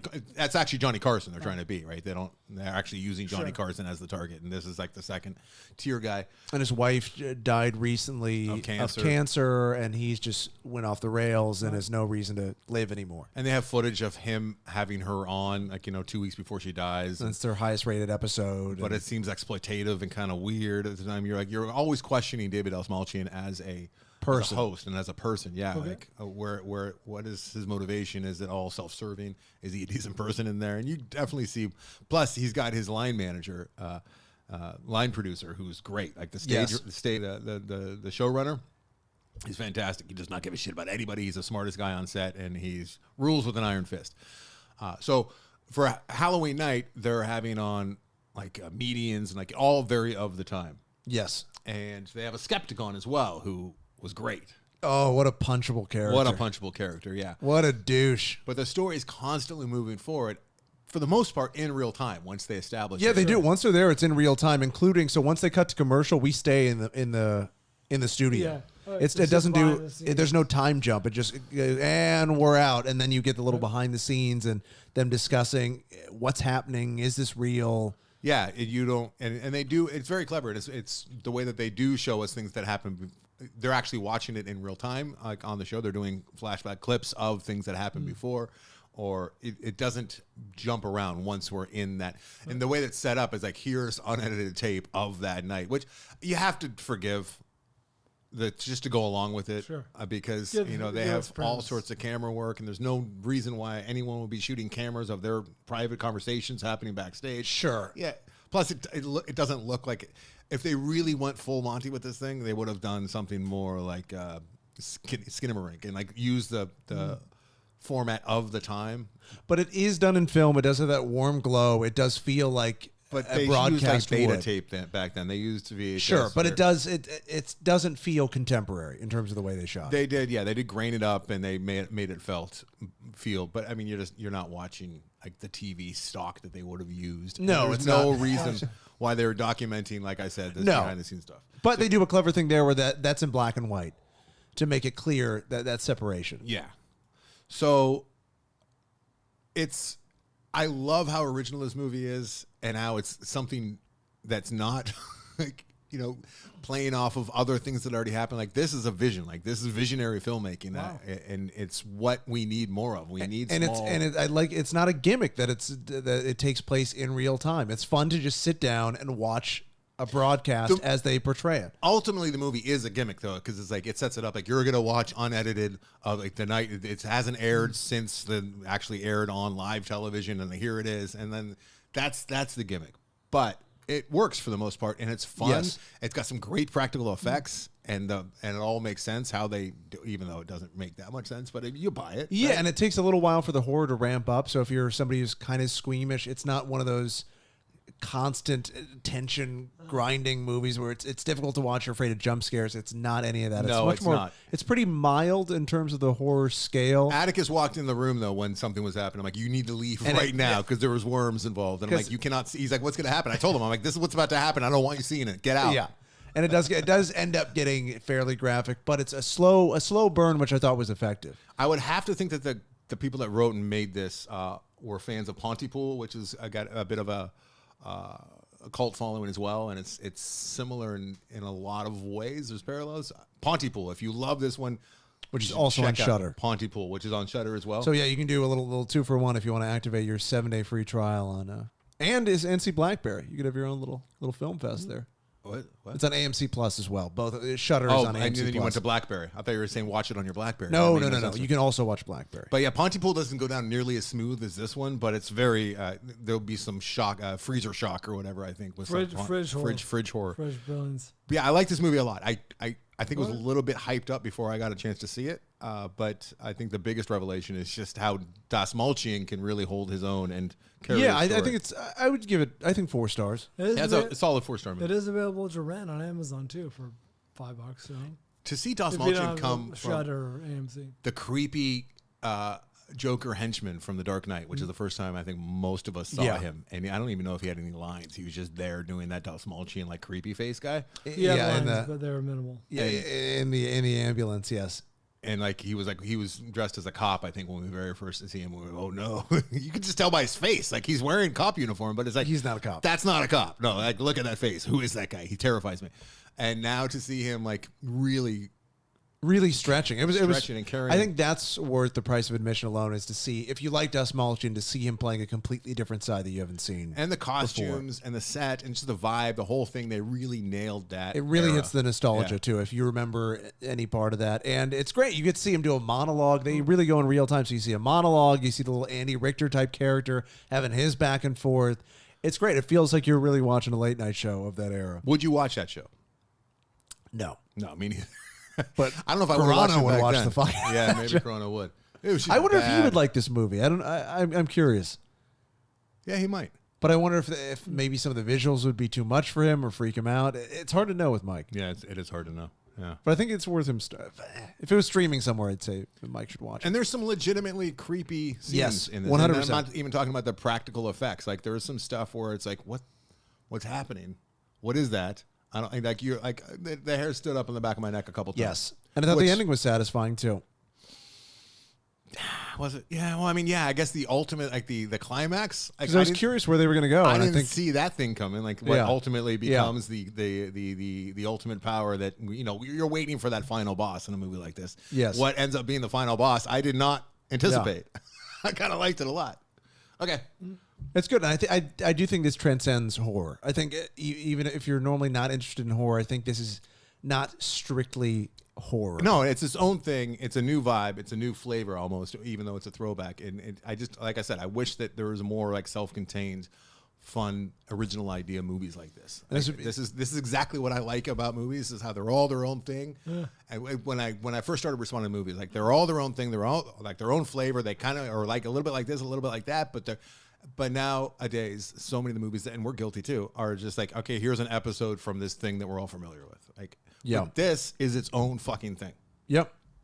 And this would be fun to pop some popcorn and sit down and watch this. Yes. Enjoyable. Because even like a lot of the horror movies or like smaller movies, it's like it's an offshoot or just like it's imitating this or it's imitating that. And it's fun. It takes its time, like you would on a late night show where they go, okay, doctor, so explain this. And then they'll take time and do the segment and go, well, paranormal research is this and da-da-da-da-da-da-da, and I'm Dr. So-and-so, and here's my prior It's fun because and then they'll have some stupid lame quip back and forth. It feels like you're really watching some old television in a very comforting way. They nailed it. It's fun. It's very fun. Always good when the Rotten Tomato score is higher than the runtime. 93 minutes and 97. Yeah, that too. It's scant. That's not a big ask. That's your. That's a good ratio. Yeah. They should have a whole like list of higher Rotten Tomatoes score out than runtime. Yeah, that's a great formula, Brian. Yeah, it's good. I bet we love all those movies. Next top 5. No. Okay. How would you even word that? That'd be such a difficult title. That's right. Okay, let's take a quick break. Again? No, I think we're just getting into 5. Well, to dovetail, So this is the movie that inspired the top 5. Yeah, I lost Brian though. I'm sure I gotta set up the video. Gosh darn it! All right, Brian. All right, top 5 movies shown in real time. Movies that are real time movies. These are movies that generally, aside from maybe some exposition or something, if it's 93 minutes, the movie takes place in a 93-minute time span. Mm-hmm. Much like apparently Late Night with the Devil. It's that simple. Yeah. Number 5. High concept. It is a bit of a high concept, the idea in general. But let's get into it. You want me to go with number 5? Yes, please. Number 5, and I actually have some older movies on the list, but this one's semi-recent. I'm going to talk about a movie that's really good that rarely gets brought up on the show. Possibly. Avery, please. Jeez. My thing's muted. You can't Very hear loud. me. I can hear it. You're allowed to take the wrapper off. It's enjoyable. Oh, there you are. There you are, Brian. I found you. Okay. I'm back. Yes. A movie that's very good, and yet, strangely enough, rarely gets mentioned on the show, possibly because it's just it's heavy. I think I mentioned it a long time ago on top 5 good movies I don't want to see again. Mm-hmm. But I have to acknowledge how really good in real time United 93 is. Mm-hmm. From 2006, directed by Paul Greengrass, of course, the director of The Bourne Supremacy, The Bourne Ultimatum, and others, Captain Phillips. He depicts the real-time fate of the passengers on United Flight 93 that crashed in a field. Was it Pennsylvania? Yeah. Pretty sure it was. Something Shanks, I think. Shanksville. Sounds familiar. I forgot to write that down. This is, I think, Mark Wahlberg's favorite movie. It's a really good movie. The Is it? cast is mostly made up of unknowns. Oh, I see. Because You just studied this movie as though it was like documentary. You know what I would have done? Didn't he comment and say some crazy shit like that? That's why I thought you got the joke. He's like, you know what? If I was on one of those, Well, now flights, it's coming it wouldn't back to me. Wouldn't Yeah, have yeah, happened at all. Here's what I would have done. Like he was doing the Fall Guy thing. He really believed that he could do all that stuff, which is what made the Fall Guy better. If he got in his brain that he could actually do all these things and was trying to do them, and maybe we saw him doing that in these action scenes, but then we'd actually pull back and we'd see like just what it really looked like. That would be a fun bit, and that they could repeat a few times. Did you realize this is 110 minutes, and it was ranked number 1 on 47 year-end best of lists? Out of how many? Like 5,000? Probably. So this came out when I was probably a little too young to have seen this. Sure. I kind of, in retrospect, assume this was just, hey, it's a 9/11 movie. People liked it because it was 9/11. No. So you're telling me this does hold up. It It does. is a very good movie. It is a very good movie. It's a white knuckle movie. Yes, for all the way obvious through. reasons. Because it's so rarely talked about now. This is doing it to an extended disservice, but I think that you'll get it, and I think a lot of people listening will get it. You know the end of the first act of Wild Tales? I still need to see Wild Tales. I know. Right, Yes. right? That's the entire movie. The first act. The very first act where it's the old couple and they're sitting Oh, outside. the first segment. Yeah. First segment, yeah. It's a 5-act. Yeah. Very first segment, and then we go into the plane. It's that for 93 minutes, right? Yeah, it's a done sort of. You can see Paul Greengrass. A lot of It is handhelds, done very much in the style herky-jerky. of like the Bourne Ultimatum, or Sunday, Bourne Bloody Sunday. Supremacy, where it's like it's a little bit jerky. It's a little bit like up. It takes place inside of a plane for the most part, but it's up in people's faces. It's really good and very effective and very without pomp and circumstance, to make sense. Like it's raw, you know what I mean? Like, and it's an effort, man. I mean, like, it's worth seeing. I don't want to see it again because. But it's a tough watch. It's a Tough watch. It's tough in the sense that you know where it's going, obviously. Also, Yes. I think it would be a lot easier to watch if it was like, this could happen. Or this is like what happened back in like even like the 70s or something. But the fact that we all lived that and it's still fairly fresh in a lot of our minds, like knowing that this is that it's heart wrenching. It hits because close you to come home. to love these characters, you know, like, and you just know what their fate. That said, people should see this, and It's very good. Yeah, it holds up. It's not a schmaltzy movie. It's not Because a I assumed movie- it was going to be it's kind of not a Clint movie of the Eastwoody, week. schmaltzy. No, it's not. It's Like that it's train It's a movie? little bit gritty. Yes. It's a little bit gritty. what was the name of that train? I think it was the name of the train, actually, right? Or what was the one you Oh, hated? 1812 to Paris. or something like Or was that. it Yeah, Extremely it's Loud? called, right? Was it 1815 or something? Oh, sorry. It was something like that. Yeah, it was the name of the whatever the train was, the time, and then where it was going. I thought it was going to be like extremely loud and incredibly close. Nothing like that. It was Nothing kinda like that. schmaltz. Fuck that movie so goddamn hard. Schmaltz. This is the most action movie I've ever seen that has very little action. You know what I mean? Like, Yes, it's very gripping, it's even though it's a white knuckle ride, no pun intended. But like, it's done in an action movie way, whereas most of it takes place, like I said, inside this plane. yeah. Yeah. All right. It's good. It's good, and I don't know about that. I don't think we need to I hear can all see that. Avery how it feels like homework or an effort, but it is very good. I say that. All right, I'm sold. Where is That this I will one? say. That- Sounds that good I for can date say. night. No, that's not what he's saying. He didn't say any of that. Kind of the opposite of I that. didn't Number 5 for me is a fairly recent movie, Streaming on Stars. which I think maybe there's some recency bias, but probably not. 2018's The Guilty, Brian. 2018's The Guilty. It's a very good movie that we liked quite a bit, and Yeah. it's the 911 dispatch caller who he deals Oh yeah, with.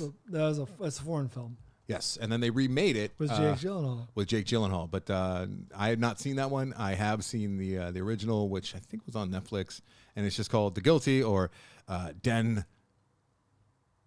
Skildige. Yeah, it's- Directed by Gustav Moeller, and it is gripping. And speaking of white knuckle, like a lot of these are going to be white knuckle rides, and you're hanging on as you just watch this man be on a phone call. It's a police officer assigned to alarm dispatch duty enters a race against time when he answers an emergency call from a kidnapped woman, and it is a nail biter. And I highly recommend. So The Guilty is my number 5. Right. yeah, I can't find. Hold on, let me see where it's streaming. What's that? What are you looking for now? I was looking for my notes actually. What are you looking for? Guilty. What are you looking for? The Guilty, not 2021, 2018 film. It is streaming on Tubi and Fubo and Hoopla and Sweet. Plex. Everywhere That free. said, I would recommend renting this So for you don't have the ads.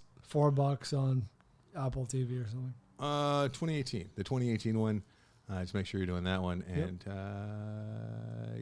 it's you can watch it on Tubi. You can do that. I like watching movies with breaks in them because then I can like also get to my notes. You know, Yeah, you're I- allowed to be distracted. I'd rather just watch it all the way through, but I'm telling you, Tubi's not bad, and sometimes they have all the ads up front. But you I think that's Hulu. you alluded to Amazon does that. a lot of these movies are going to be gripping or white knuckle. Yeah, ride. yeah, you're right, Brian. I don't think this movie benefits You're, from breaks. you're right. Yeah, you should not watch this with breaks, especially because it's real time, and it wouldn't be real time anymore. Yeah, all right. You know what? Good point, Brian. I turned you around. Number 4 for you. Number 4, I'm higher on this movie than I think you are, even though I think you begrudgingly Buried. buried. Admit that it's good. It's Buried. okay. It's all in right. I don't like the 2010, snake. The snake was the directed cheat. by Rodrigo Cortez, starring, of course, Ryan Reynolds. He's the only actor you see in the movie. You wake this- up. What? It wasn't Better Was Bean. Was it? It might have been a Better Was Bean. Or Brian was the snake. Yeah. That's not right. It might have been. Ryan Reynolds wakes up in a coffin, Yeah. buried deep underground, and you are with him the entire time. Claustrophobic. There's 95 minutes Yeah. of claustrophobia, like Yeah. Anderson said, and I was very impressed with this movie. Yeah, I it liked is quite a impressive. bit. Cheated a couple times. A couple like things that they think they could have got away with not using. And A couple of things felt written. You Yeah. know what I mean? The snake. Well, The the whole snake. movie was written. I feel like most of the movie was, though. I think I was talking about Buster Keaton just last It's week. almost and entirely written. How those Streaming like, on Tubi. a lot of Tubi's killing it. those guys that made their movies back then with the in the silent era, like they didn't have scripts at all. Did I talk about that? They would have like 50% They're like an idea. of an idea, and then they go out and they come up with the other 50%. Like, that just sounds awesome. I heard supposedly, and Gio, please feel free to correct me on this. I heard a lot of Marvel is filmed that way, where they do the action scenes first, No. and then I've heard that. I mean, they got such big actors who That's know what I've heard. who know their roles because they've been playing them for literally like That's what I've heard. decades now. So I think maybe they just let them like settle into That's their what I've roles. I heard. That could they see do a some- lot of the action first, and Should then we do the spend script more after. time on Buried only because we rarely talk about it? I mean, if you have more to say, go ahead. I have a feeling I know what's happening there. What? You have found your notes from the first time you watched Buried, and you want to kind of do a little flick fashion. Oh, no. I mean, yeah. Is that exactly what's going on here? It's adjacent to us. How is it adjacent? No, I just wanted to describe the plot. I would be interested because this is another one where I've only heard it mentioned in the context of your love of Ryan Reynolds, and just the premise doesn't sound interesting to me. In my mind, it's impossible for it to be good. No, that's the whole gimmick that pays off. Actor. What's that? I think it'd be good with any other actor. Any other actor? Any other actor of acceptable quality. My point. If David David Dastmalchian was in the thing, it'd be a good movie. It's like when you're like what Trent Reznor and Atticus Ross do, like where they limit themselves, right? So it's like minimalism, and it's like what can you do with only like 3 notes, and like I don't know. But they limit themselves. Yeah, with one string on the guitar, yeah. And to see what they can do to actually keep you as an audience member engaged is pretty impressive if they pull it off. And I think that they totally pulled it off with Buried. So we wake up with the Ryan Reynolds in a coffin, buried underground. All he's got is a lighter, I think, and a phone. And there's some communication made of them, like why he's there. He was part of a convoy that got bombarded or whatever, and he was taken hostage, buried, and now if you want to get out, you're going to have to help us. And this is a barrier to entry that I respect, and I can see a lot of people just saying, non-starter, not going to watch that. I can't take that kind of claustrophobia. I'm on that. I'm on the edge there. Like, I had a hard time watching this one, for sure. But that's just, tells you that it was good filmmaking, that it actually got me in that box. Yeah, it affected me because while I'm also thinking how they shot it and like I'm angry about certain cheats and whatnot, I did find myself lapsing into just buying in and being in that box. I mean, the movies, there's certain cheats. Like you are restricted to being in that box in the context of the story. So filmmaking wise, they have to do things to keep you engaged. But if you're like me and you saw 127 hours and felt cheated, which I did, because I'm it's not that where they pull you out of it and show flashbacks so many times, which I thought was like just show some balls and try and stay in that crevasse with that guy, and they didn't. They had maybe the budget was too big and the studio didn't let them do it, but they cheated so much and got you out of that crevasse with the guy with his arms stuck in the boulder. So many times. This not in real time either. Not in real time. Was not 127 hours. It was not. That's true. Brian wished it was, and he wished that it started being. That's right. Ryan Reynolds is the Rock. Bean is the. You're gonna try and get me to disagree. I'm not gonna disagree. Number 4 for me. Did you spend enough time? He wakes up in a box. Buried some more. I mean, did he really shine any light on it? I guess maybe the phone and the lighter. Buried is solid. He gave me at least something to hang my hat on. I can at least imagine it being good now. I added to the list. Another very recent movie. It's only 95 minutes. Because does it pass your new test with technology, with storytelling? Close, probably not. And with some of these also are oneers, which is this one as well. Obviously, it's going to make sense that recent years is going to have better examples of oneers because of technology, and Boiling Point is one of those examples. 2021's Boiling Point. We saw it just recently, maybe like a year and a half ago for this show. Starring Stephen Graham as the restaurateur. Big night at his restaurant. It's pronounced restaurateur. Restaurateur.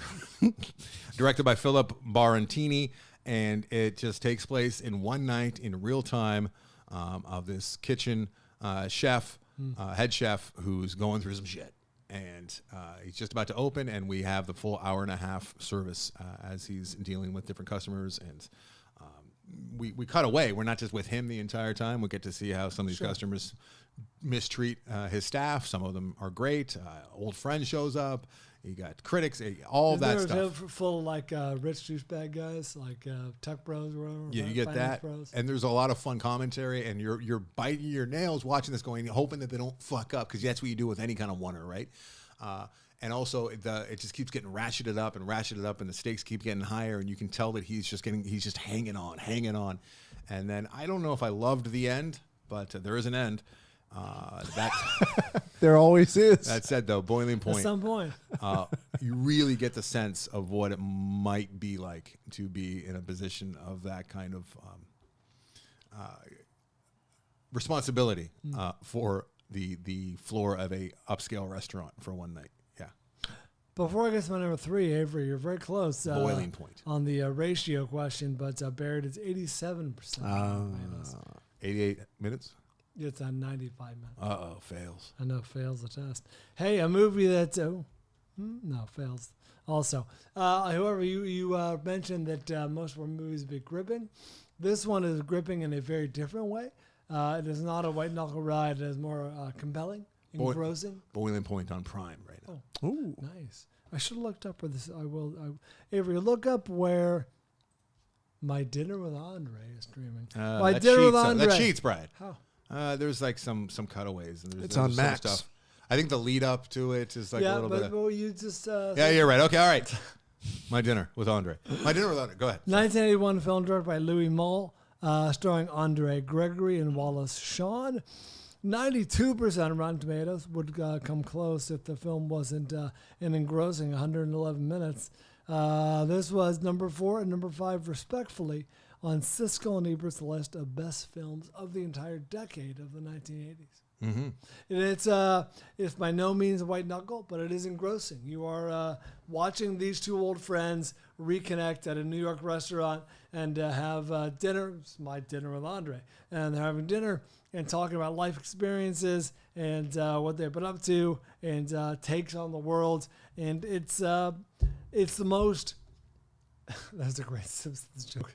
Do you remember the Simpsons scene where they pull in on an arcade, right? All the kids are playing games, Pac-Man and whatever, and they pull over to a My Dinner with Andre arcade game. Yes. And fucking, of course, Martin Prince is playing, and like the two are like, it's all about your perception of the world. And he's like, tell me more. And like he pushes his remote towards like, or the joystick towards like, oh, tell me more. Mm-hmm. I remember that. So dumb. That's it. The movie is the greatest trick almost I've ever seen in a movie, which is, I don't want to see a movie 111 minutes of two randos talking over dinner, but it's fucking engrossing. Well, here's the thing. I skipped it for years and years, just dreaded it. I knew that I would have to watch it eventually just because it's like, I don't want to be embarrassed. I'm in that same boat. I've never seen it. Assumed that it was going to be so of its time and just be like these two old fucks talking about stuff that doesn't matter to me at all, or like, comedy from back then too just does not line up. Yeah. Comedy evolves and like each generation has their own I was idea of what's afraid it was funny. going to be very Woody Allen, like just neuroses and talking about shit that I don't care about. Ultimately, I finally watched it like probably just 10 years ago, and it went down smooth. It was engrossing. You're just wrapped up in their dumb conversation, which is not dumb at all, and you feel like you're getting something out of it throughout the entire movie. If I were like, it's a great trick. You would never expect us to. They're just very compelling. And now in today's day and age, where everyone's like listening to podcasts and looking for like long form, I was going to say it almost sounds like a podcast. It kind of was. Like it was like an original like filmed podcast almost, right? That's right. Think about it. This would do well as a podcast. But it was good. It didn't feel dated. This is all just going off my memory. It's been a number of years since I've seen it, but I put this off way longer than I should have, and it's definitely goes down smooth. There's almost no filmmaking style to this movie. It's just cross cuts of these two dudes having conversation, which weirdly enough works. Over dinner. It is on Max if you missed it the first time. Tight. Number 3 for me is another fairly recent. Oh, wow. Look at all mine are like 10 years or younger, except for my number 1. Number 3 is from 2015, and it is a little movie called Cop Car. Yeah. Cop Car is a low-rent B movie to an extent. That said, it lined up for me, and I had such a great time watching this. Directed by John Watts, written by John Watts. He went on to do, of course, the Spider-Man movie, whether it's Far From Home or Far From Heaven or On My Way Home or like Homecoming Chimps or whatever it's called. All the different iterations of the Spider-Man Homies. Spider-Man Homies. Spider-Man Homies. Starring one Kevin Bacon, and you also got some kids in there. Now, is he the protagonist or the antagonist? He is the cop, all right? And He's the gonist. It's a very, very simple story, which is 2 kids come across a cop car out in the middle of the woods or like on a desolate road. And they're like, let's go have some fun with the fucking cop car and like hang out. And these kids are they're like 11, 12 years old. And one thing leads to another and bad shit happens. You also got Shea Wingham in here, who is, he's from Boardwalk Empire. He plays Nucky's brother. You see him in all sorts of things, character actor. And then the 2 kids are James Friedson Jackson and Hayes Welford. Really, it's a dark comedy with John Watts at the helm, and this movie sings. I love this movie. Cop Car takes place in real time, and it goes down smooth. Cop Car. Cop Car. Hey, coming up next. Wait, Cop Car. Where's Cop Car? Where is it? I got to rent it. Really? You already looked that up? That's fucking dumb. That's stupid. That's Well, Marvel. you know why? It's the first movie I haven't seen on this list. I'm like, where can I see Cop That's Car? Marvel coming in going, you know what? You got one of our guys. Actually, it's Sony because Sony does Spider-Man. Sorry, Gio. I apologize. I fixed it, though. I corrected myself. Okay. Well, Kim Bacon was in an X-Men movie, too. Kevin Bacon can play good and bad seamlessly. I Can he? was going to say, is there any other actor who plays good and bad as well? Oh, Gibson. Can Ethan Plays Hawke bad do in it? real life. Ethan No, Hawke I can would- kind of do it. But I don't think Mel Gibson plays the... when No, I I'm say saying in bad, real I mean life. The villain. Oh, I see. Yeah, see it? Get it? Get my little joke there? Cop Car. There's a throwaway line in Kevin Cop Bacon Car might be the best. that one of the kids says in the back seat, and it's just so true and earnest, and just I loved it. And it's just I hate him so much, and I always go back to that. And I just whenever I think of that movie, I think of that line. I want to watch this fucking movie right now. Cop Car, simplistic beauty. Cop Car. Coming up next. Fucking Sony stole one of our great small-time directors. Outrageous. Fucking outrageous. We will do the Amazon and then come back with more list after this.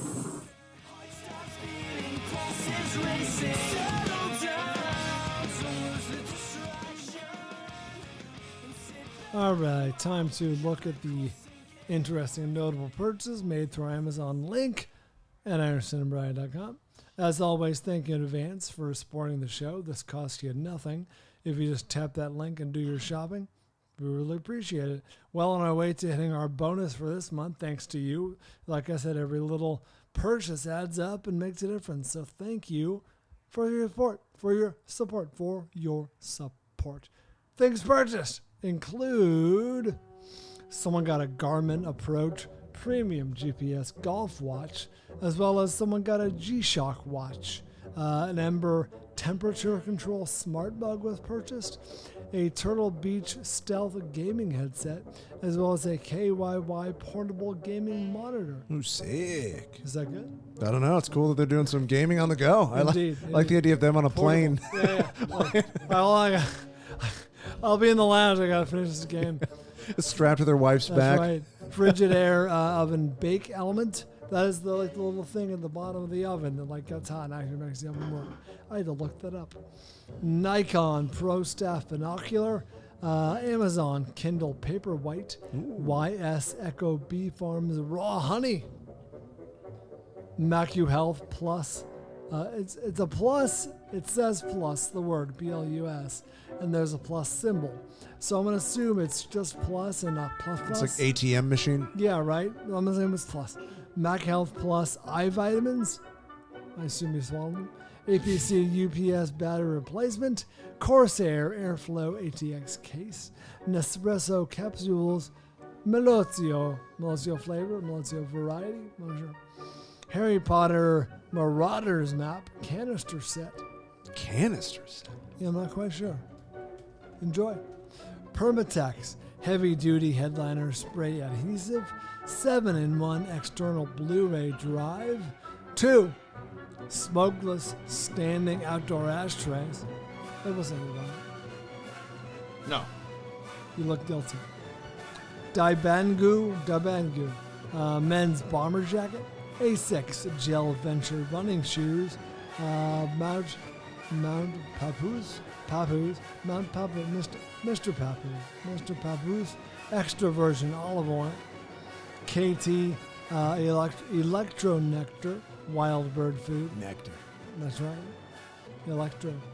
Anchor foldable portable charger. Highlighting LED light kit for Lego Home Icons Pac-Man. And finally, someone got themselves a Helping Them Smidge morning magnesium capsule. Boom. Look how well I did when you're not here. You gotta leave every once in a while. You make me nervous. Yeah, this is the last time I talked at you. Somebody got Silver Haze. Somebody clicked through and got the X-Files. There's a Ween song in there, an original Ween song that they made for the X-Files. Yes. Actually, no, it's the TV show. They made it for the TV show, not the movie. Dick was clicked through, as well as Moonrise Kingdom, Roadhouse, Petite Maman, Oh, Petite Maman. Fuck to the yes with the Petite Maman. It's a little girl who goes through some tragedy. She's like 4 or 5, and you feel like you're like her. You feel like you're in her subconscious as she just floats around. It sounds tight. It's a French film, and it's actually fucking amazing. Petite Maman. Compartment number 6 was clicked through, as well as The Thing. This is The Thing, Spider-Man Across the Spider-Verse. Late Night with the Devil was clicked through, as well as The Last Stop in Yuma County. Fuck to the yes. I need to see that. I'm already giving it a fuck to the yes. A pre-fuck to the yes. Jim Cummings. Yeah, I should be watching that hopefully in the next week or so. The Last Stop in Yuma County. Is that his latest? No, he doesn't direct it, but he's in. And from all accounts, he's fantastic in it. Justice League Crisis on Infinite Earths Part 2. Shada was clicked through, as well as the 6th. Just the 6th. Dragon Slayer. Fuck, yes, with Dragon Slayer. I used to watch that a lot there with Ferris Bueller when I was a kid.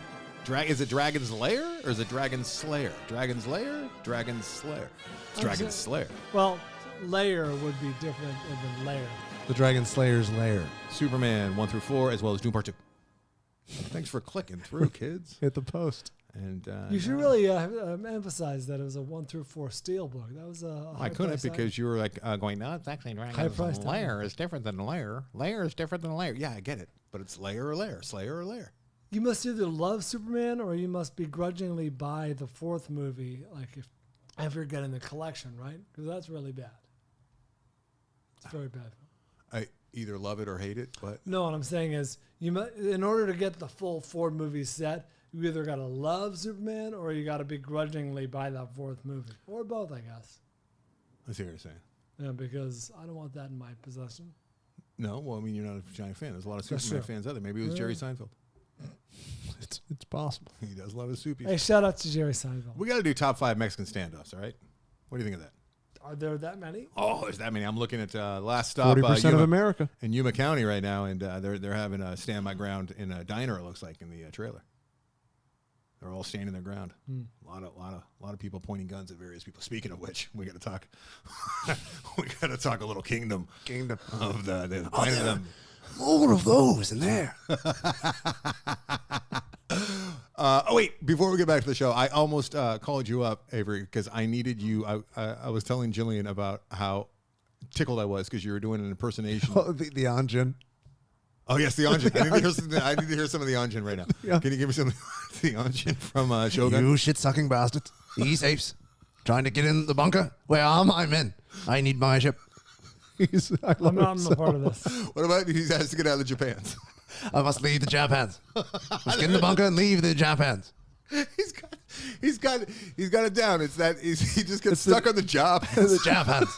And it's so just staccato or the way he talks. Marigo-sama, you do not have to do this. I need my men. I finished Shogun and not for me. His cadence will never leave you. Yeah, it was pretty good though. Yeah, his cadence is fucking great. The Anjin. I did not understand a word you just said. All right. Very good. That's the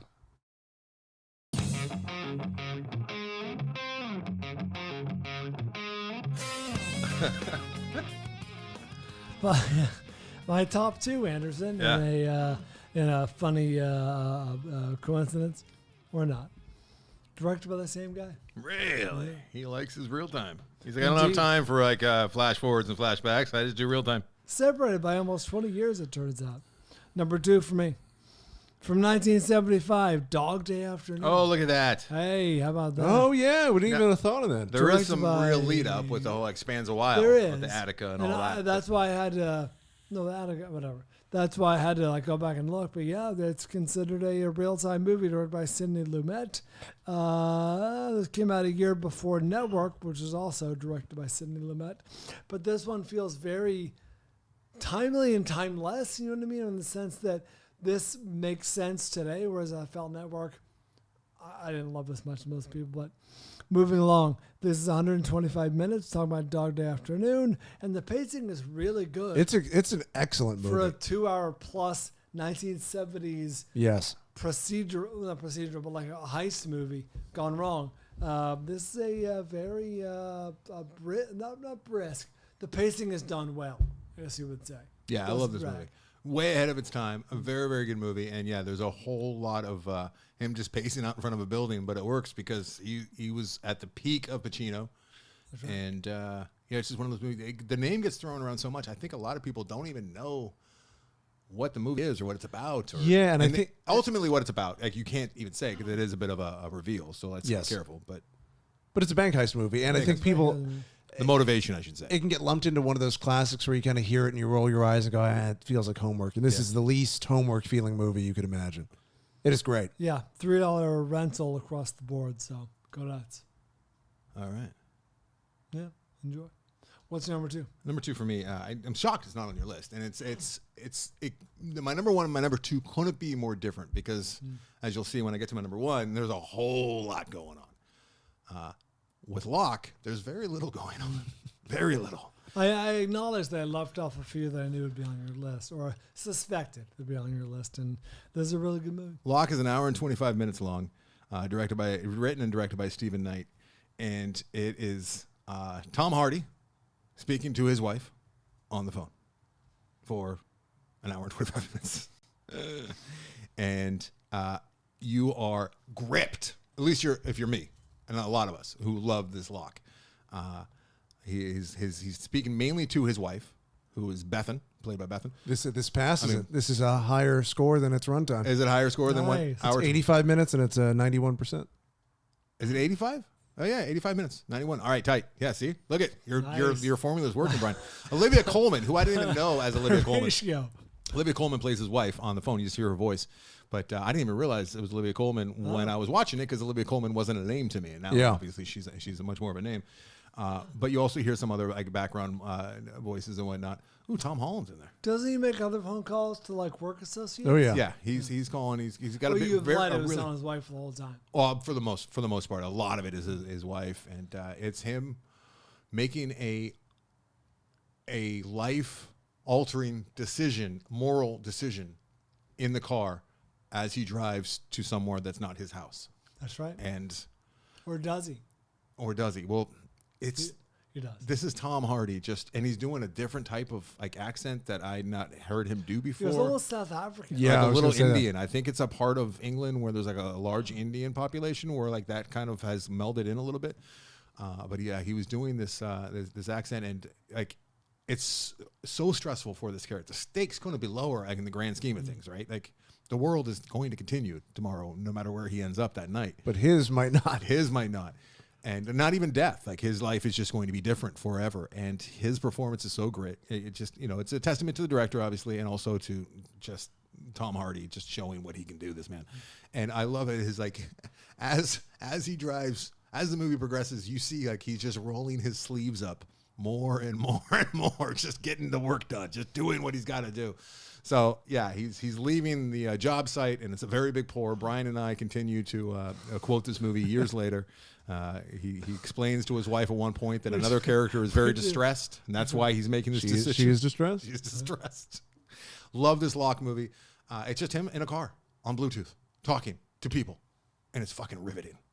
And now imagine being the poor son of a bitch who's given the task of making a trailer out of this. What do you do? Yeah, seriously. Watch the trailer for this. They try and make it into an action movie. Oh, really? One point. Yeah. You must have been in heaven, like it was Tom Hardy's face the whole time, right there on the screen. Pretty great. But Locke really, really is a gimmick that fucking works. It works. It's great. I love this Locke. Number 2 for me. Number 1 should be no surprise. Can you see Locke? Where can you see Locke?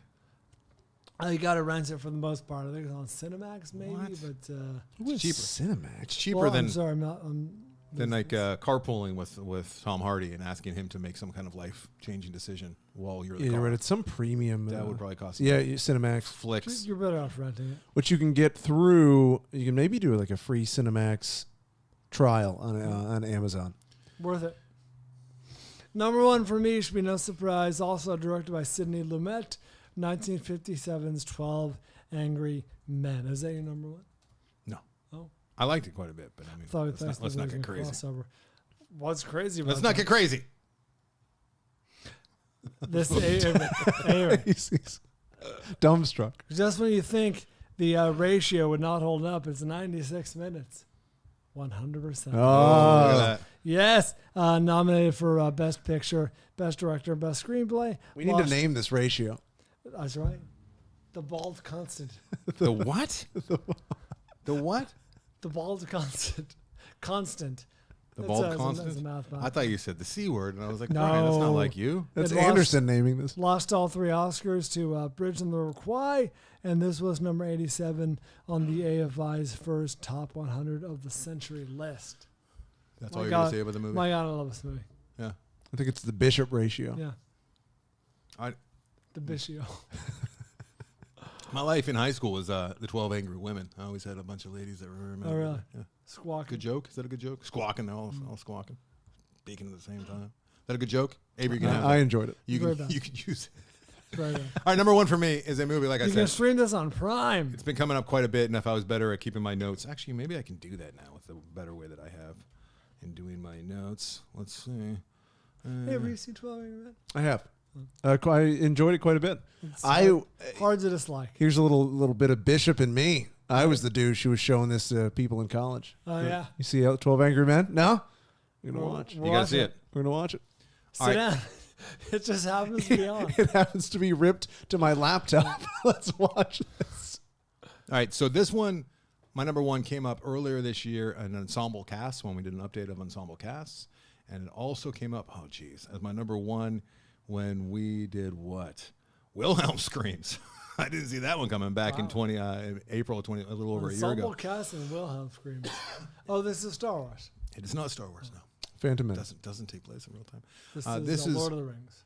It's a mad world, which is not going to pass the Bryan Constant test or whatever it's called. What is it called? The Bryan Constant. The Bryan Constant. It's not gonna pass that because I think it's 3 hours and 17 minutes. So it'd be kind of hard to do. Is this the longest comedy? Is this the longest? One of the longer comedies ever. yeah. I just checked the wrong. Yeah, Make for your it's a joke. mad world. Make your show. Why? Oh, slow down. What could possibly be still funny? Hit me. Everybody knows. I know where he's What? Why? Can you see the screen or am No, I know where he's going. am I daft? What's up? You might find it hard to believe. Oh, The yeah. score is Oh, okay. He's just telling me that. 191. Oh, I see. I didn't see that coming.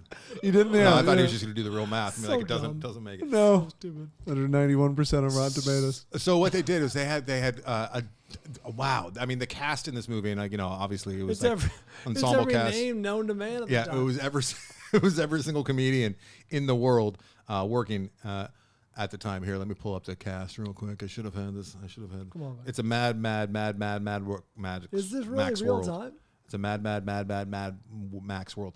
Spencer Tracy, Milton Berle, Ethel Merman, Mickey Rooney, Sid Caesar, Buddy Hackett, Dick Shawn, Phil. I'm sorry, I'm just thinking of how many times people probably said the N-word on this set because it was comedy of the time, and just imagine the N-word just being bandied about. What year Phil, is this? Phil Silvers, 63. Terry Thomas, Oh, this is the height Jonathan of Winters, this is the height of the civil rights movement.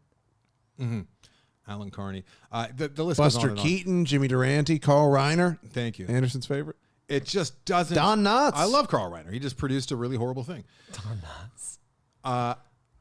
Some of the set pieces in this movie and some of the just blowing up that gas station was fucking phenomenal. And it's just this movie, as long as it is, it just keeps going and going and just one-upping and having so much fun. It's like the lineage. It's where Cannonball Run came from. Obviously, Rat Race was almost like a direct remake. And they say that it takes it's a race. It's a mad, crazy race from Palm Springs to where is it called? Somewhere out here, like in Santa Monica, Portuguese Bend, which is out here in Santa Monica. And they say that at the time it would have taken, with traffic and all the stuff that they did, right around 3 hours and 17 minutes. So it's beginning to end. How long it would take during that? Oh, that'd be a fun one. Is to do that exact same drive and watch the movie. Oh, Somebody's done not that for bad. sure. For sure, they have. And then you stop. You know where you stop? You get some In and Out. You stopping at In-N-Out? Why would you do Because that? that's what's the palm trees on there. Oh, is the that's right. homage. In-N-Out is the X marks the spot is an homage to this movie. Oh, I didn't know that. Yep. I knew about the palm trees. I didn't realize it was related to this. I think originally they just wanted it to be like a Christ thing because it's a religious company, but then they're like, why don't we make it about it's a mad world? This really plays with the kids. Yeah. It's a mad Bible. So yeah, my number one is 1963's It's a Mad, Mad, Mad, Mad World. If you do have a full afternoon to burn, you can watch this, and I would recommend this one. You guys have both seen this? It is good. It does hold up, especially for a comedy from that era, that time. Yeah. Because a lot of it is slapstick that still translates and today. impressive. Yeah, that's the thing. I'm not a giant slapstick Is it fan. stunts? A lot of stunts. There's a plane going through a barn at one point, right? Yeah, you got Flying through a billboard. Gas station. Gas station. Yeah. There's some big. They put their money out there, and you see the money on screen too. Yeah.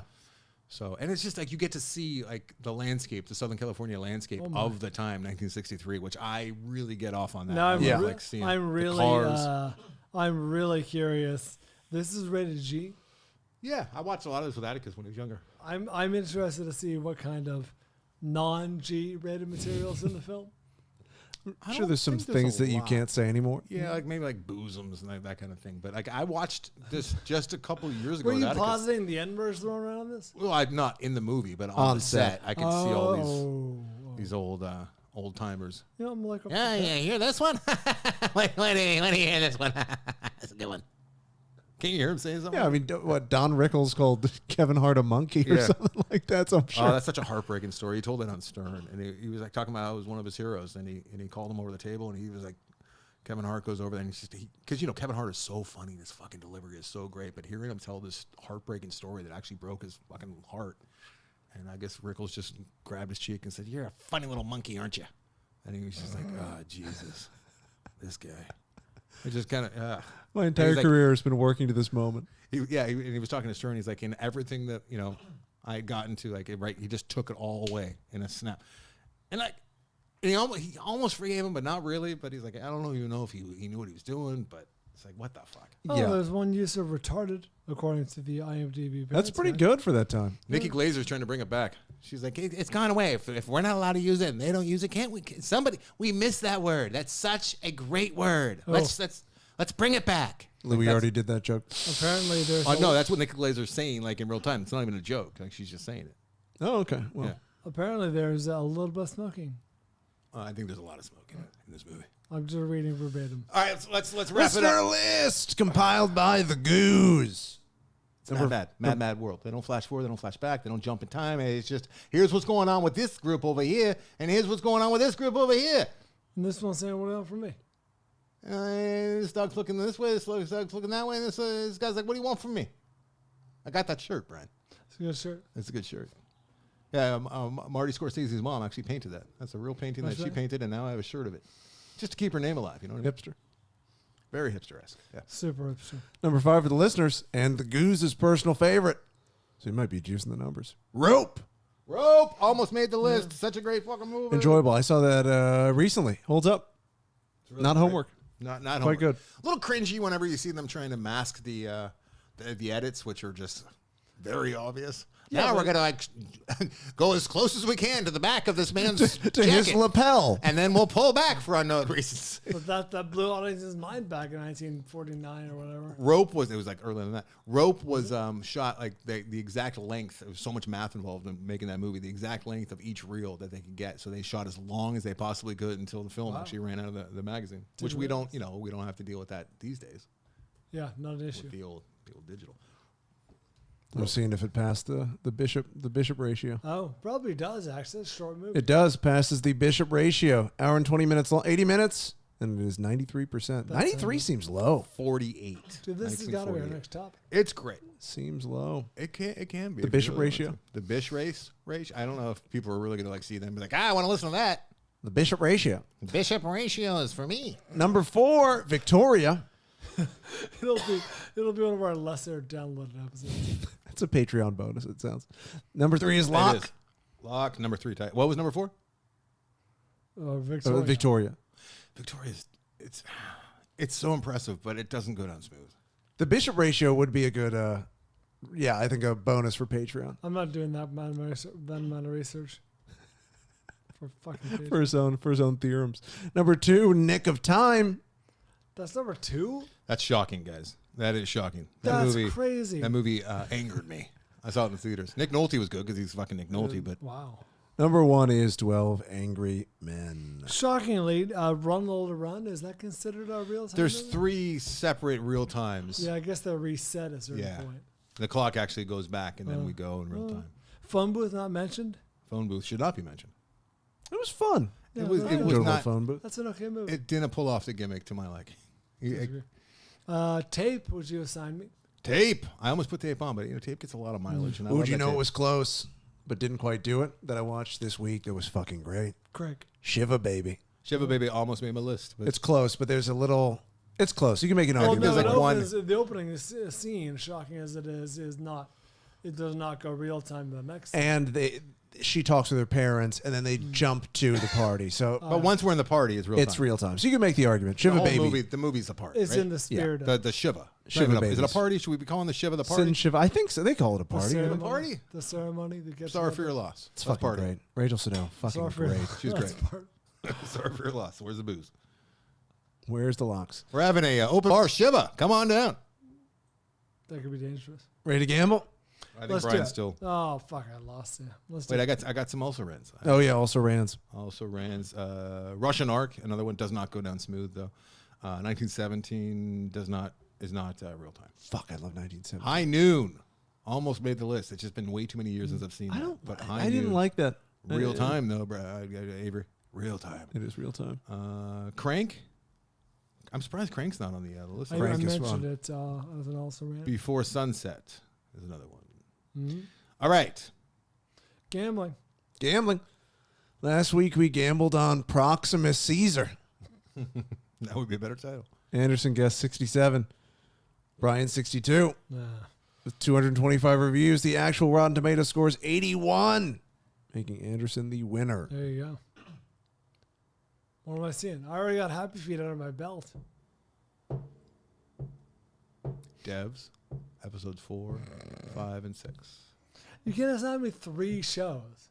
Devs, episode 4, 5, and 6. I'll see if I can get around. You to still it. got to watch 3. I know. I'll do 3 and 4. You claim to be an Alex Garland fan. I never almost heard that. claim to be a Never. super I know. Alex Garland fan. You love Alex Garland. Okay, I do. This takes place in San Francisco, even though it looks like L.A. at times. It's more Is there Valley. that round building? That it's shameful. I don't know the name of it, but the biggest building in downtown, at least it was till recently, with the round top In L.A.? in L.A. What's that? What building is that? Do we know? Staples Center? Oh No, my it's God, you're the- dumb. You're fucking stupid. It's that bank building. What the fuck's it called? I thought I had like a With a name. round top? Yeah, it's like it's the defining Oh, building in the skyline where like Sorry, you see man. our skyline. You're like, oh, that's L.A. I don't know that one. It's the big. It's got a U.S. Bank Tower. U.S. Bank Tower. Okay. I swear the exact same building is in the middle of Devs. I don't know if that's like digitally put there because I don't remember ever seeing that. Maybe I'm bringing up something that I'm very wrong about. But usually you can tell because of the transcontinental, right? You're using a precious triangle. assignment to assign me devs again? Yeah. Ugh. Devs is fucking great, Brian, and I still have a couple episodes left, and we're gonna flick fest it proper. Devs is very good. Devs is fucking great. Devs is peak Alex Garland, and we're I'm a super fan. finish it off. Of And it'll give the listeners time. Watch this shit on Hulu. Yeah, it is because great. I think that Avery's absolutely right. I think that it kind of got buried. It came out. Everyone was Tiger King, and I don't think they really put. I think it was maybe a little bit too. Didn't have a budget. Didn't have a marketing budget. And the name is terrible. Name's terrible. There's really no stars in it. I don't think they knew how to market this thing. I think they gave Garland a budget and a lot of rope, and he made something so far pretty interesting. Rope. I'm disappointed I'm not watching this with the wife because we're watching Gen V, and numerous times throughout Gen V, we both agreed that it's teetering on really bad. Yeah, I Yeah. kind of It gets yeah. close to being just like almost unwatchable. But it and then still gets- scratches the itch it scratches somehow. the itch, yeah. It's like all the worst parts of the boys like got shoved. Numerous times I'm like, they really called in the B team for this, didn't they? As far as the writing goes, it's definitely the boys light, but I like that it's in the same universe. It's fast food, yeah. Yeah. That every time it Goes a little too hard. Like, hey, we're college show. Aren't we fun college kids? It's like, all right, we get it. You Yeah. have periods. I get it. All I right, see that. devs. Devs. A lot of dicks. There's a scene in Gen V where she makes herself small, Okay. and she's just like riding the guy's dick, and it's like so up close, and you can see the pubes look like a forest, and she's like talking to him as she's on his penis. It's a lot. It's a lot. Another man's dick explodes because of the blood. Gets so much blood. Oh my. Pops. Oh. Hard to watch. I don't want to see that. Gen Does V. it splay I have a like new banana assignment. peel? No, it's pretty just a balloon. like a New blood assignment: balloon. Gen V dick explosion. Gen V. Just find the dick parts in Gen V. And All watch right. those. What are you gambling on this week? You should know what we're gambling on, Brian. I've already looked at the score. Have you? No. Gambling on If. God, the posters are so bad. The You see how trailer. bad- The trailer is attempting to take my life. Have you seen the posters though? Yes. Who left this guy in charge? Oh, there was. Oh, god damn! I feel like there was some terrible. Oh, there was some terrible tagline for If. I have to find it. Oh, it made I me was furious. just last night or the night before. I was seeing Kingdom of the Proximus, and This if- film was very similar. the if trailer ends, and I just hear like a woman just say, "We will not be seeing that." Smart woman. Mean. All right, let me see. Looks like a misstep. No. A story you have to see to believe. Oh, it's good. Did they pay someone to come up with that? Like a marketing Yeah, firm? they focus group that. Holy shit! Who left? Did at least they? That's what it is. Steve Carell's big, stupid, purple fucking man. And the tagline for him is just, he's kind of a big deal. That's where I almost crashed into the billboard. So that would kill me and everyone on the Wait, block. the one for who's the female comedian in this? Oh my god, what's her name? I'm drawing a blank. Is she a voice or Aquafina? No. That's a trick question. There are no female comedians. Don't let me Oh see my god, it. what's her name? What's it? If. Oh my god, this is unlistenable. No, look it up afterwards. Tiffany See you don't Haddish. spoil it. Not Tiffany Haddish. Nikki Glaser. No. She's like the biggest comedian. Wanda Sykes. No. She's in 30 Rock. God damn it. No. No. Is she not? Is she No, not in this? She plays the teddy, the gummy bear, and it's like friends that stick with you. And then it just has her name. If. Is it? It's Aquafina. It's got to be. That's what I said. There's no one else in this that's a comedian. Wrong. Maya Rudolph. Oh my god. Amy Schumer. Amy Schumer. Thank you.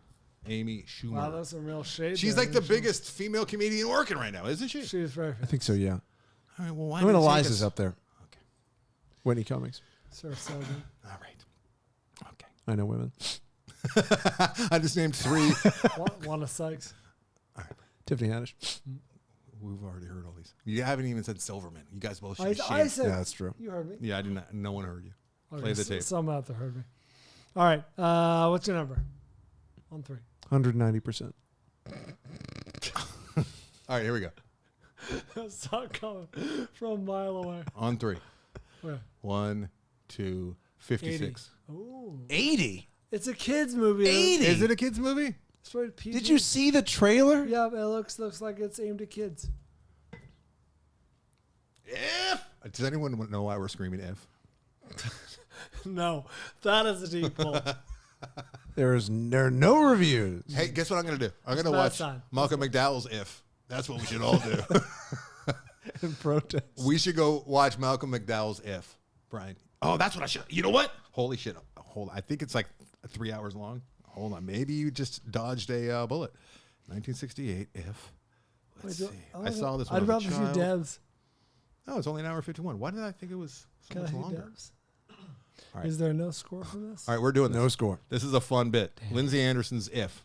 That's what you're watching. Okay? You're going to sign him if? Yeah, I'm gonna sign Why? If. Why? If is fucking great. If is really good. I haven't seen it in 30 years. We're going to watch If. If, ellipses. ... Is it really 3 hours? No, it's an hour 51. I don't know why I thought it was 3 hours. It's on Canopy for free. If ... No, Devs, because I don't want to watch If and have to keep Jesus up. Christ. Devs, but we should all watch If. Oh, hey, You know he's going to come in here having watched If, and he's going to have it in his mind that you told him to change it. I Yeah. like the gimmick, but it's a little too confusing. I've already forgotten. But Andrew Martin has assigned us this week. We'll be watching Frankenhooker. Oh boy. Next week, we'll be talking a little Frankenhooker. Imagine the episode description. It was this if, if. If, if, Frankenhooker. F ellipses. If ellipses. All right. Franken. We got to talk some Proximus. What is the mount? Oh, yeah, we do. Let's get out of here so we can talk procs. Oh, Evolution. Is that right? Frankenhooker is directed by a guy named Frank Henenlotter. Henenlotter? If Hanan Lana? Are you going to see If, Brian? Like the which new one? If? Yeah, of course. Why, of course? Are you Because taking your it's going daughter? to be 80%. Okay, I guess. Are you taking your dottie? No, yeah, it's going to be a fun family outing. Ugh, I feel bad for Do you. you want to guys. come? That sounds really, really horrible. Will Jillian and Attica join us? Sounds terrible, Brian. I'm not kidding. Like it sounds really, really bad. Oh, Lucky Man is the one I was thinking of. That's Malcolm McDowell. That was 3 hours, 2 hours. Tip of 15 my minutes. tongue. It's the Brian Bishop story. Hold on. Also, Lindsay Anderson. Top 5 Bishop ratios. Oh, Lucky It's Man. not bad. All right, let's We go. gotta figure out how to phrase that shit. Oh, this is Great good. listener art, by the way, this week. I'm looking at it right now. Well, I like the last quote they got from you. God damn it, Brian. All right, let's go. All right, thanks, Neil Orangefield. That's excellent. Yeah, I take off on the Fall Guy, and it's very fun. I like your long, I like your long hair. I look awful. Thank you. No, wait a minute. Why is Stray Dogs on here? Did I fuck up? Because I got confused. I Oh. thought that he was trolling when he said little monsters. I Oh. thought that he was trying to get you to watch something that was not on yeah. there. Andrew Martin assigned us Stray Dogs a few months ago now. He's assigned us Frankenhooker. All right. Little Monsters was signed by. That was Travis Barry. Barry. Hey, can we also, if you are hearing this and you feel like you're owed a movie, I have reached out to a number of you. Some of you have old emails and whatnot. Hit me up, all right? Help me out and hit me up and be like, hey, look, I think it's been 6 months. It's been more than 6 months. I know it's been more than just say, hey, yo, it's a movie. Hey, will you guys help me out that? Because I have no help from Brian and I'm sitting in traffic to get to him to far appease from him. Like, so hit me up, shoot me an email or Avery and say, hey, I think that it's time for a movie. If you're wanting to assign us a film, there's plenty of spots open over our There's Patreon. no spots open. Patreon.com/The Film Vault. And my buddy Rand is yelling at me saying, "Why don't you make another because I don't want to up the price, and I don't Why? want, and I don't know how to up the price when people are already That's in what there. happens with demand spikes. I don't know how to do. Then you take care of it. I'm not going to go in there Oh, like how up to the price for physically people. change the price. No, I know how to do that, but I mean people that are already on and they don't even look at it. I don't want to be screwing people over who are like, why is it all of a sudden $40 a month when it was $25 a month? I don't want to be fucking over our audience. Rand is suggesting that we do one like offline at a separate price for Or additional just create spots. Create another tier. Or create another tier. I mean, we That's could do the that easiest too. solution. I know, but I think that we already have too many movies and we're all stacked up. We owe so many fucking movies because a lot of time people aren't getting back to me. So I'm being assigned several episodes of a TV show. I'd love to watch it's a great movie. show. Enjoy. I'd love to watch a movie with you Devs. guys. Nick Offerman crushing. Thanks, Neil Orangefield. Great art as always. Thank you, The Cameo In, our feature artist this week. Check them out. AndersonandBryan.com. That's where you go to find the Amazon link. Thank you, everyone who is tapping that, doing their shopping. Costs you nothing, helps us out. Appreciate you. Instagram, Anderson and Bryan. TikTok, Anderson and Bryan. Facebook, Twitter, The Film Vault. For you, YouTube, The Film Vault. YouTube, The Film Vault Podcast. You fucks me. Thank you to everyone who helps us with the show. I'm talking to you, Giovanni. I owe you a phone call. It'll be coming soon. Drake and Mike Cole and the Goose and Eric Kath. Appreciate all of you for helping make the show go. Appreciate that a lot. Stick around. Well, don't stick around. But look for in your Patreon feed a spoiler edition for Planet of the Apes. And until then. We do it for Van Gogh.